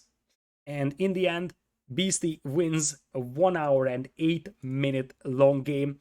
Look at that, even the Imperial Age timings, it's like 30 minutes. So we had like 30 minutes of Imperial Age gameplay. Absolutely stunning. Economy score was actually better for Beastie, despite the fact that MarineLord collected more resources in almost every category. Well, this happened, and now this is the interesting part. We have a very, very long and grindy game, and we have to go back and play one more game over here because we're in for a decider game right now. English will be gone for MarineLord, and the Chinese will be gone for Beastie. I'm fairly certain that the players are taking like a 2 minutes break in here because this was a long and grindy game. And now you have to reset yourself mentally for both players because in these post-Imperial scenarios, you can afford to make one mistake because you have a massive amount of economy, you have a massive amount of army, so making one mistake doesn't lose you the game. In an early game scenario, that could very well be the case, so you have to reset yourself mentally and make sure that you are very, very sharp for this game. In these post-Imperial scenarios, you can afford to sort of, I'm not saying sit back and relax, but you don't have to be that sharp with your reactions because you got so much buffer to compensate for a mistake. Not so much in a short game, so because of that, both players have to reset themselves mentally for an early game scenario over here.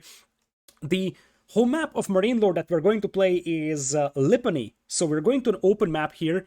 MarineLord has Chinese and French left, and English and French are the civilizations available for Beastie. Let's see if they're starting already. Nope, they're in the lobby. So I'm actually going to grab myself something to drink because this has been a very, very exhausting game to cast. So I'll be back in a matter of moments.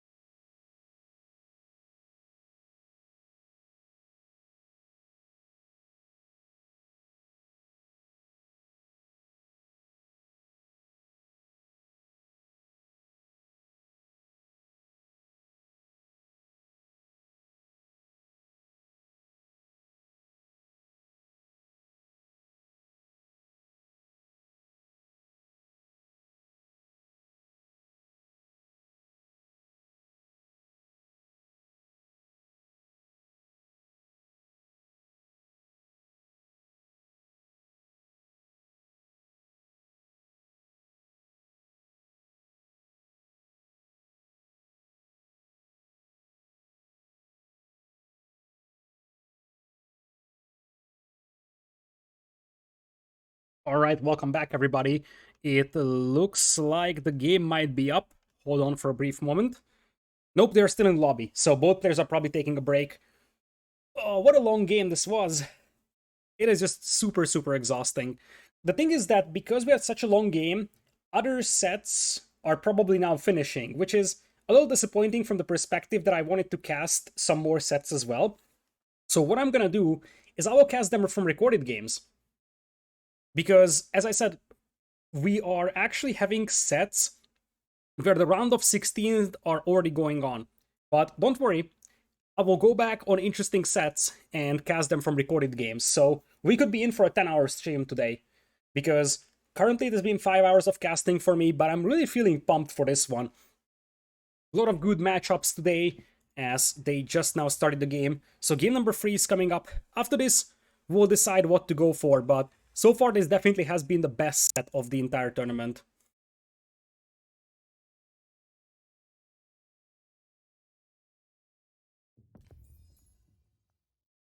Alright, we got a 4-minute spec countdown, so it's time for you to entertain me with some jokes or something like that while we wait for a spec countdown. So we're going to the round of 16th until today, and after that, tomorrow, starting 14 GMT on Sunday, we will be going with the quarterfinals, semifinals, grand finals. So in case you want to take a look at the later stage of the tournament, you can also do that over here on this channel tomorrow. So that's just a bit of a sellout for myself over here. Make sure you come back tomorrow because we have a lot more fun coming up. All right, so let's talk about the Civilization matchup over here because everybody's favorite is just now coming up. French mirrors. French mirrors to decide the set. Oh boy, I feel the pain. Yeah, I remember when EGC Genesis started, every single match was French mirrors, and everybody was so sick of it. And by the end of the tournament, we finally had some civ variety, but oh boy, French mirrors on Lipany. Name a more iconic duo. Probably Chinese mirror on Black Forest is more iconic. Who do you think would make the best 4-person team? That's a difficult question, because you have to consider two things. A, individual skill, B, team chemistry. So even if you pick the 4 best players together, it's difficult to evaluate if they will be better than a team that has slightly weaker players but better team chemistry. I think that at this point, I can see the Gamer Legion team being pretty strong, simply because they complement each other so well, even though individually in their tournament performances, at least some of them are not there in the top like 10 or so. If you really want to go for like a dream team of 4 players, I would probably put the Mista in. I would probably put Viper in there, MarineLord, and then you can make a decision on the 4th one. But I can see that 4 or I can see that 3 being a factor. But of course, there's a lot of good players that you could consider. Yeah, I was thinking Lucifron Vortex, but it's difficult because which of them do you pick? I was honestly thinking that Lucifron Vortex together could be an idea. Because if you think about the 4v4 setup, you probably have like a left flank and a right flank. And you could put Vortex and Lucifron on one side, because the 4v4s in both Age of Empires 2 and 4 often come down to basically 2 separate 2v2s on each side of the map. So having 2 duos with very good team chemistry could actually be a nice idea for a 4v4, and the Vortex Lucifron would have a very nice combination on the right side, and then you could figure out the left side with something like Mista and MarineLord. But it is a difficult question because, as I said, it comes down to team chemistry, individual skill, and we're even unsure about the individual skill of many players, simply because these best of ones, best of threes can be very punishing. There hasn't really been a lot of chances for many players to show themselves in tournaments, so we are currently kind of unsure who really the consensus top 20 is even. So obviously, if you want to put together the best team just based on individual skill, you first have to know the individual skill of the players. We got Move Alert with the sub. I appreciate it. Thank you so much. Welcome.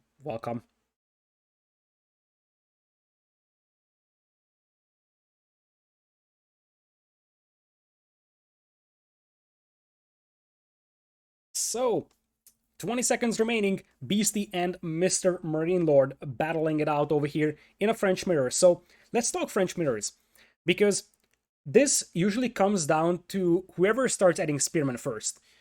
You can just go full knights for some time, and then one player that starts falling behind will go for a couple of spearmen. And as a reaction, you sort of start adding your archers. So whoever adds spearmen first, his opponent will be the one that plays with knights and archers, and he's gonna be the one playing with knights and spears. With that being said, oops, we were already in the game, so I don't need to switch scenes. But probably both players will go professional scouts here. It is just something that's so well streamlined for the French, as we do have on the left side of the map Beastie playing as the blue French, and on the right side we also have French for Mr. MarineLord in red. There's a slight difference in their openings though. Beastie's actually going for a second scout, so he wants to grab some extra sheep for himself.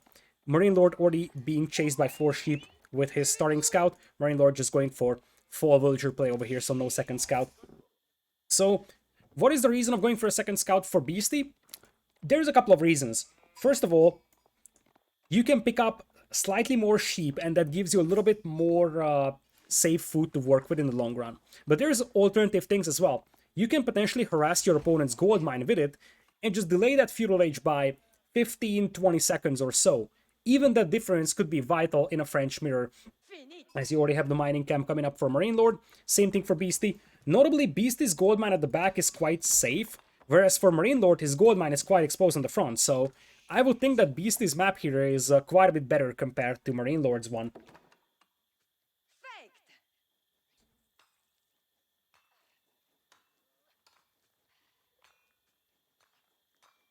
Looking like we are gonna have free on gold, as you would expect for Beastie. Same thing for MarineLord, very standard French opening into School of Cavalry. You'll probably see the School of Cavalry somewhere around over here for MarineLord, because he needs to be able to protect this gold mine. And on the other side, I guess you could place it somewhere around over here or here, sort of just use it to block the movement of the opponent a tiny bit. Looking at the middle, this is actually an interesting generation of Lipany, by the way. You see that there is one massive stealth forest in the middle. Usually Lipany spawns with smaller stealth forests, so the fact that you have like one huge one in the middle makes this map pretty interesting, because basically neither of the players will have a lot of information about the enemies coming up through the middle of the map.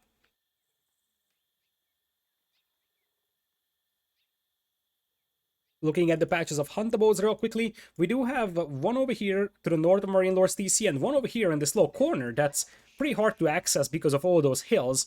Whereas on the other side, there is one that's kind of exposed here for Beastie, and one at the back. Probably rather even spawns for the hunt, as we have MarineLord coming in with the School of Cavalry, making it with 4 villagers. Other side, Beast is actually rather slow to feudal. What happened here? Beast's eco balance isn't perfect. You see he's floating some gold. Now, he's going for a mill, so that's going to be a professional scout's build here. You can tell that already. But he's going to be behind in that School of Cavalry, and that could be a little concerning. I feel like the build order here for MarineLord might be a little bit more streamlined. He still has free on gold, and he should still be able to afford that professional scout's upgrade. Indeed, there is the mill coming in. So at the end of the day, you see MarineLord is already halfway up to feudal age, whereas his opponent just clicked up. But the 2 players will both go for professional scouts, so MarineLord will have that up a tiny bit faster, which could allow him to steal some huntables from the opponent's side.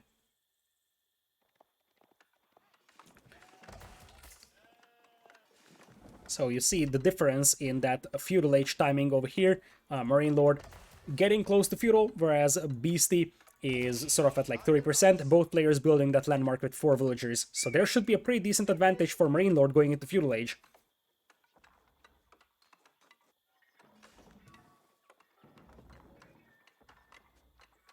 Oh yeah, true, he went for 2 scouts, so that's why he's a tiny bit slower. He also had a bit of an eco unbalance issue, so MarineLord didn't focus that much on the gold at the beginning, and just decided to go mine the gold he needs for professional scouts after, whereas Beastie was a little heavier on gold at the beginning, and went for the mill faster as well, so that's also something that contributes a tiny bit.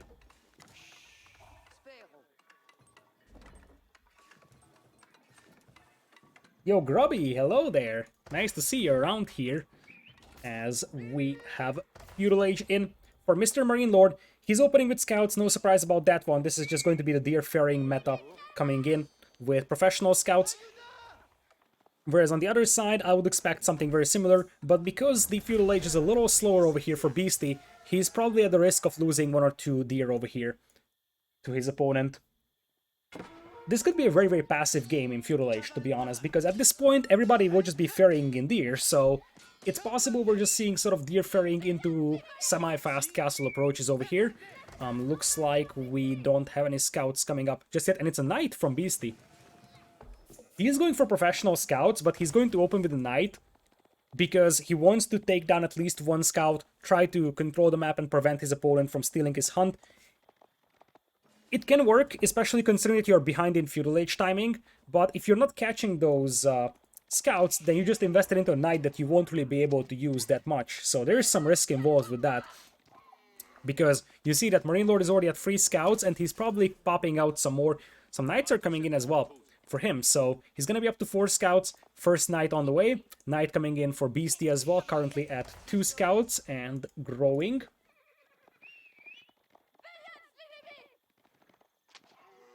Looks like the scouts are now moving up to take the hunt from each other's side. So at the end of the day, it's probably going to be very, very similar amount of hunt acquired by both players, because they will just steal each other's hunts. As things stand, the first knight is moving up here for Beastie, and he might actually find a villager kill here. One more hit. He disengages. So he didn't go for that will, and that means that the economies remain even for the time being. Meanwhile, we have 2 knights now for MarineLord, so Beastie will be forced back. He's actually able to yoink most of the hunt from his opponent's side, though. So that is a nice response to his opponent stealing the hunt from this side. And you see, now MarineLord is like, okay, I need to take my hunt before my opponent steals it.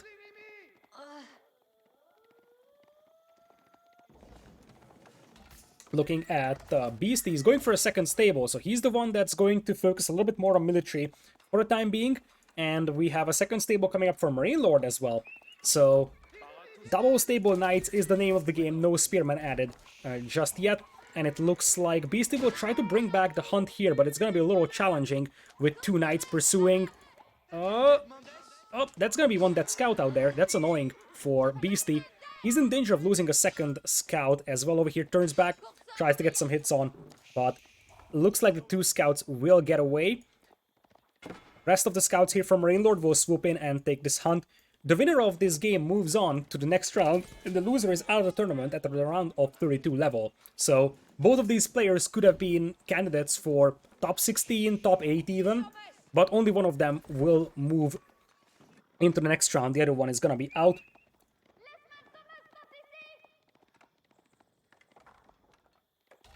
Coming up for Beastie is some more knights. No chivalry for him just yet. Other side, also no chivalry for our red player MarineLord, as both players are now moving towards that hunt on the right side. Beastie was able to pick up some, and now it looks like Beastie is getting scared of those knights. He didn't lose a villager either, but he's gonna go for the big walls. That helped a lot for him in the previous game, just sort of limit the amount of raiding surface, and that's exactly what he's gonna do over here. It's a pretty big investment, but it could pay off in the long run by providing safety to your villagers. There's still a patch of huntables over here for Beast to take. That's going to be hard for MarineLord to steal. Let's see if we have the villager hunting upgrade, and the answer is yes. So Beastie has gotten that. With the French, it's so cheap that it's almost guaranteed that you're grabbing it, and MarineLord also did that. So pretty much identical build orders here for the 2 players. 32 wheels versus 33. The only reason why MarineLord has one more is because Beastie opened with a scout from his town center. So, now it's either a race to Castle Age, or you're just going to pump out a huge amount of knights, hoping that your opponent is going into Castle Age, and you're just going to jump on him with a huge force before he gets to Castle. Knights once again trying to charge in and deny that hunt, but there should be enough over here for Beastie to discourage that. This is actually good for MarineLord, because now those blue knights have depleted their charge on the scouts, so MarineLord could turn back and charge in here.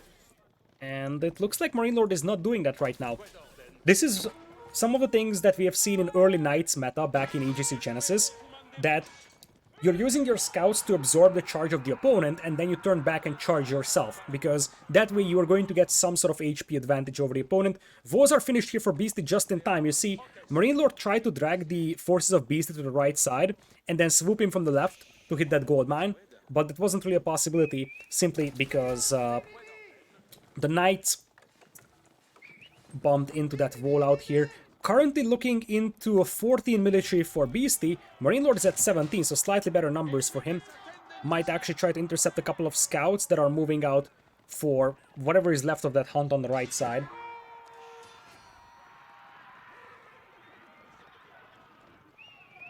Knights now coming in. That's actually a nice surround over there for Beastie, and he does get one knight taken down. It's difficult to tell who's got the advantage in this fight, but MarineLord's numbers seem to be a tiny bit better. Obviously, it also comes down to isolating one or two knights from the main group and just surrounding it with yours. Looks like there's going to be one knight going down as well.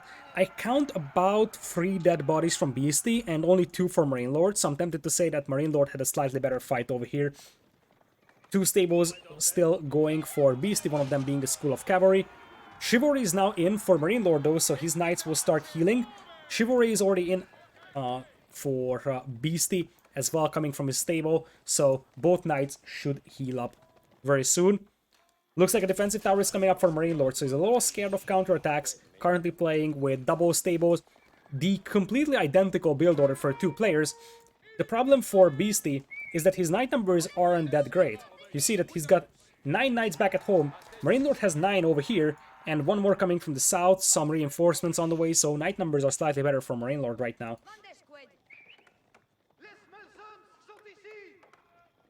Looking at resources though, that's the decisive difference. MarineLord, his eco was completely untouched in this game, and that's starting to show because that is Castle Age on the horizon for him. Beastie is not far away either, but obviously he had to invest into these palisades. He also had some idle time on his villagers because he got raided, so part of the reason why he is behind in Castle Age timing is that. I think he also has some villagers still taking sheep, which is a bit of an issue here. You want to take the deer carcasses. Like, you see, that's actually a sheep, I think. No, it's a deer, okay. But there seems to be some sheep that's being harvested. So I'm suspecting that not all of the villagers from Beastie might be on hunt. And when you grab the survival techniques upgrade for your villagers even, that means that you really want to focus every single will on the hunt. Beastie also has gotten the wheelbarrow upgrade, something that MarineLord has skipped so far. MarineLord in exchange though will hit Castle Age a tiny bit faster going up with the guild hall. Looks like the knights will loop around. Not amazing numbers for Beastie, but I think it looks like he wants to go for a 2-pronged attack. One from the north, one from the south. Currently 18 army for Beastie. The problem for him is that his opponent is at 20 army. So MarineLord is sitting at better army numbers and MarineLord is up to Castle Age as well. So if Beastie wants to win this game here in Feudal Age, he would need like twice the army as his opponent and just send all his resources into army.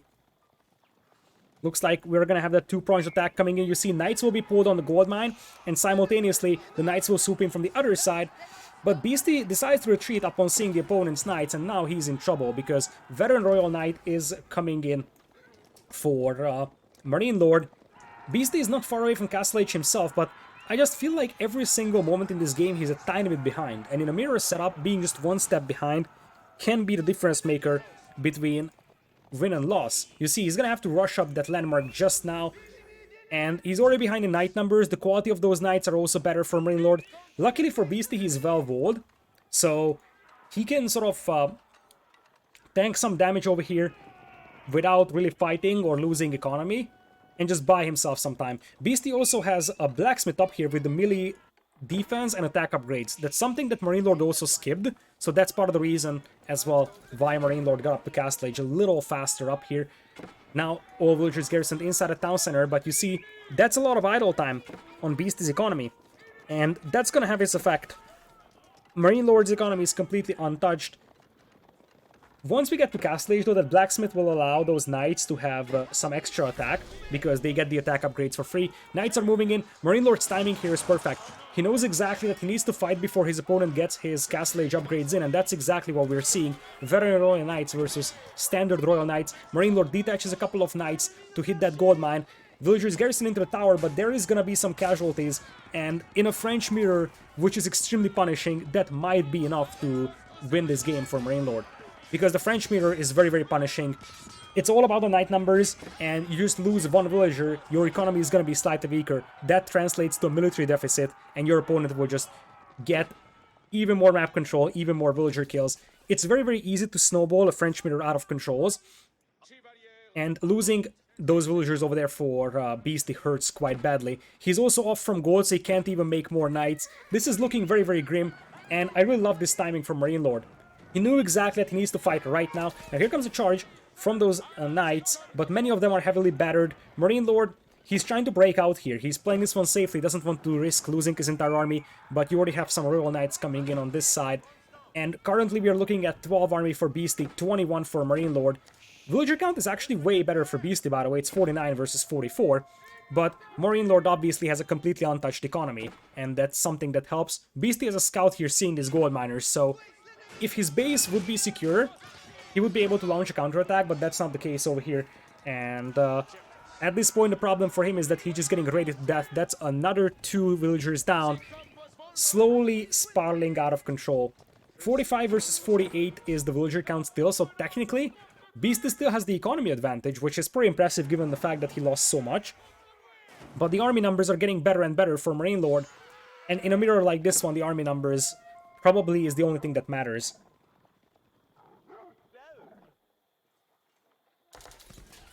Looks like we still have double stables. Now Blacksmith is in for MarineLord. He's getting the Pierce armor upgrade on the defense.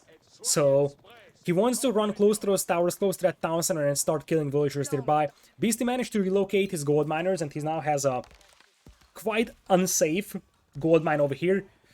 Will MarineLord find that?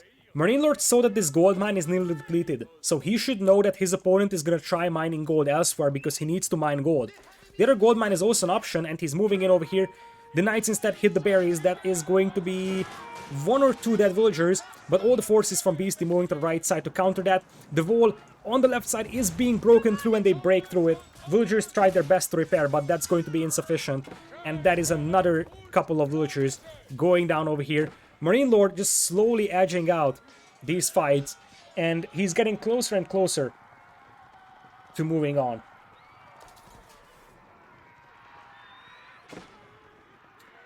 Knights now disengaging on the left side, but they are moving in on the right side. Many of those villagers are weak, so the next charge could kill quite a few of them.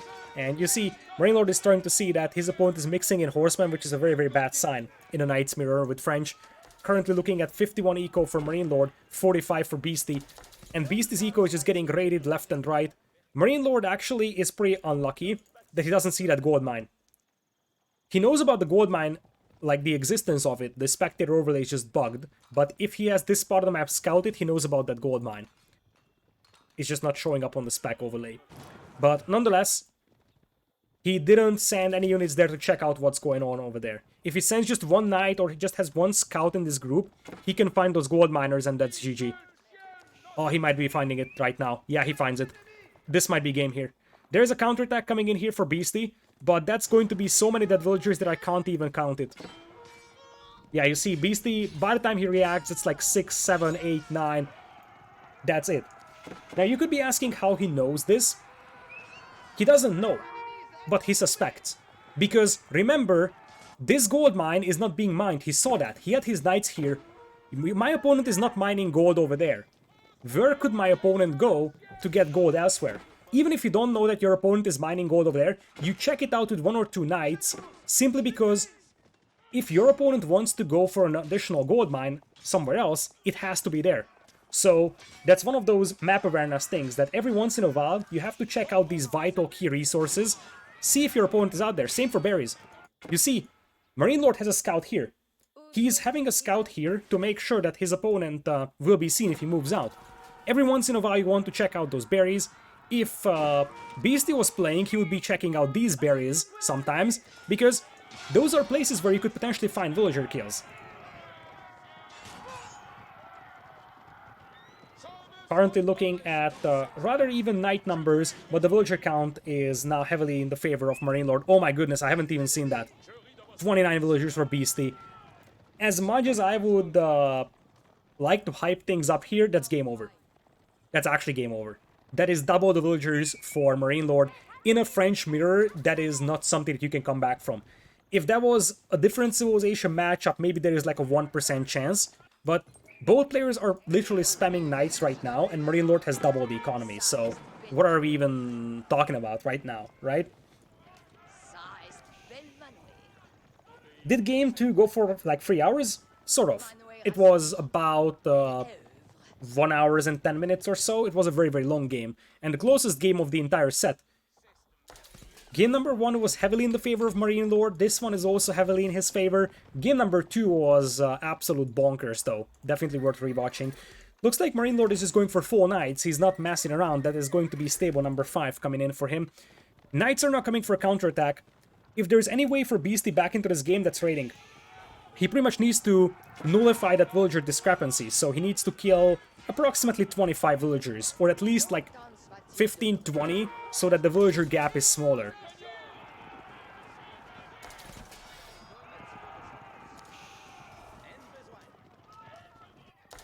Knights are now swooping in. That's -1 villager over there for MarineLord. It's all about those raids at this point for Beasty. His chances are pretty much non-existent, but obviously it's the final game here. You don't really want to quit on this until you're 100% sure that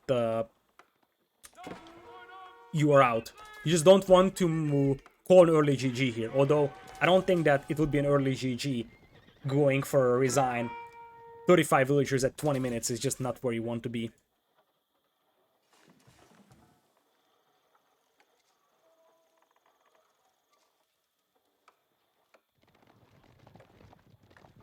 Looks like Knights are swooping in as well. That's gonna be a couple more dead villagers over here, and we're just waiting for the inevitable, I feel like. Beasty has fought really well, but MarineLord outclassed him today. So, at the end of the day, that is going to be heavily in the favor of MarineLord. He's one of the leading candidates to win this entire tournament. Beasty put up a good fight, though. So, credits to Beasty. If it wasn't for the brackets being somewhat punishing here for Beasty, getting one of the best opponents in the entire tournament for him in the round of 32s, he probably could have gotten very much deeper into this tournament. But obviously, someone has to play MarineLord, and today it was Beasty, but it looks like the game is going to be over here soon for him. 25 eco versus 60, and at this point MarineLord knows exactly that he just needs to trade off the Knights because he has such a big advantage that it doesn't matter that he's eating some town center fire over here. Beasty is down to 27 population any moment now, really, because we got so many Knights out here. You see, Beasty's got 22 villagers, 17 of them idle in the town center. And with that, Beasty taps out. He put up a good fight, especially game number 2 was spectacular, but MarineLord was a little more consistent and was pretty dominant in game number 1 and 3 on the open maps. MarineLord takes the win over here. Congrats to him moving on to the round of 16s, but shout out to Beasty because he definitely put up a good fight. This was just a little difficult for him to pull off. You see, MarineLord did lose quite a lot of villagers to raids as well from Beasty, but these drops were just not something that Beasty could afford to let happen. And you see, basically ever since minute 4, MarineLord had the army numbers advantage, and in a French mirror, that's enough to win you the game, and that's exactly what we have seen.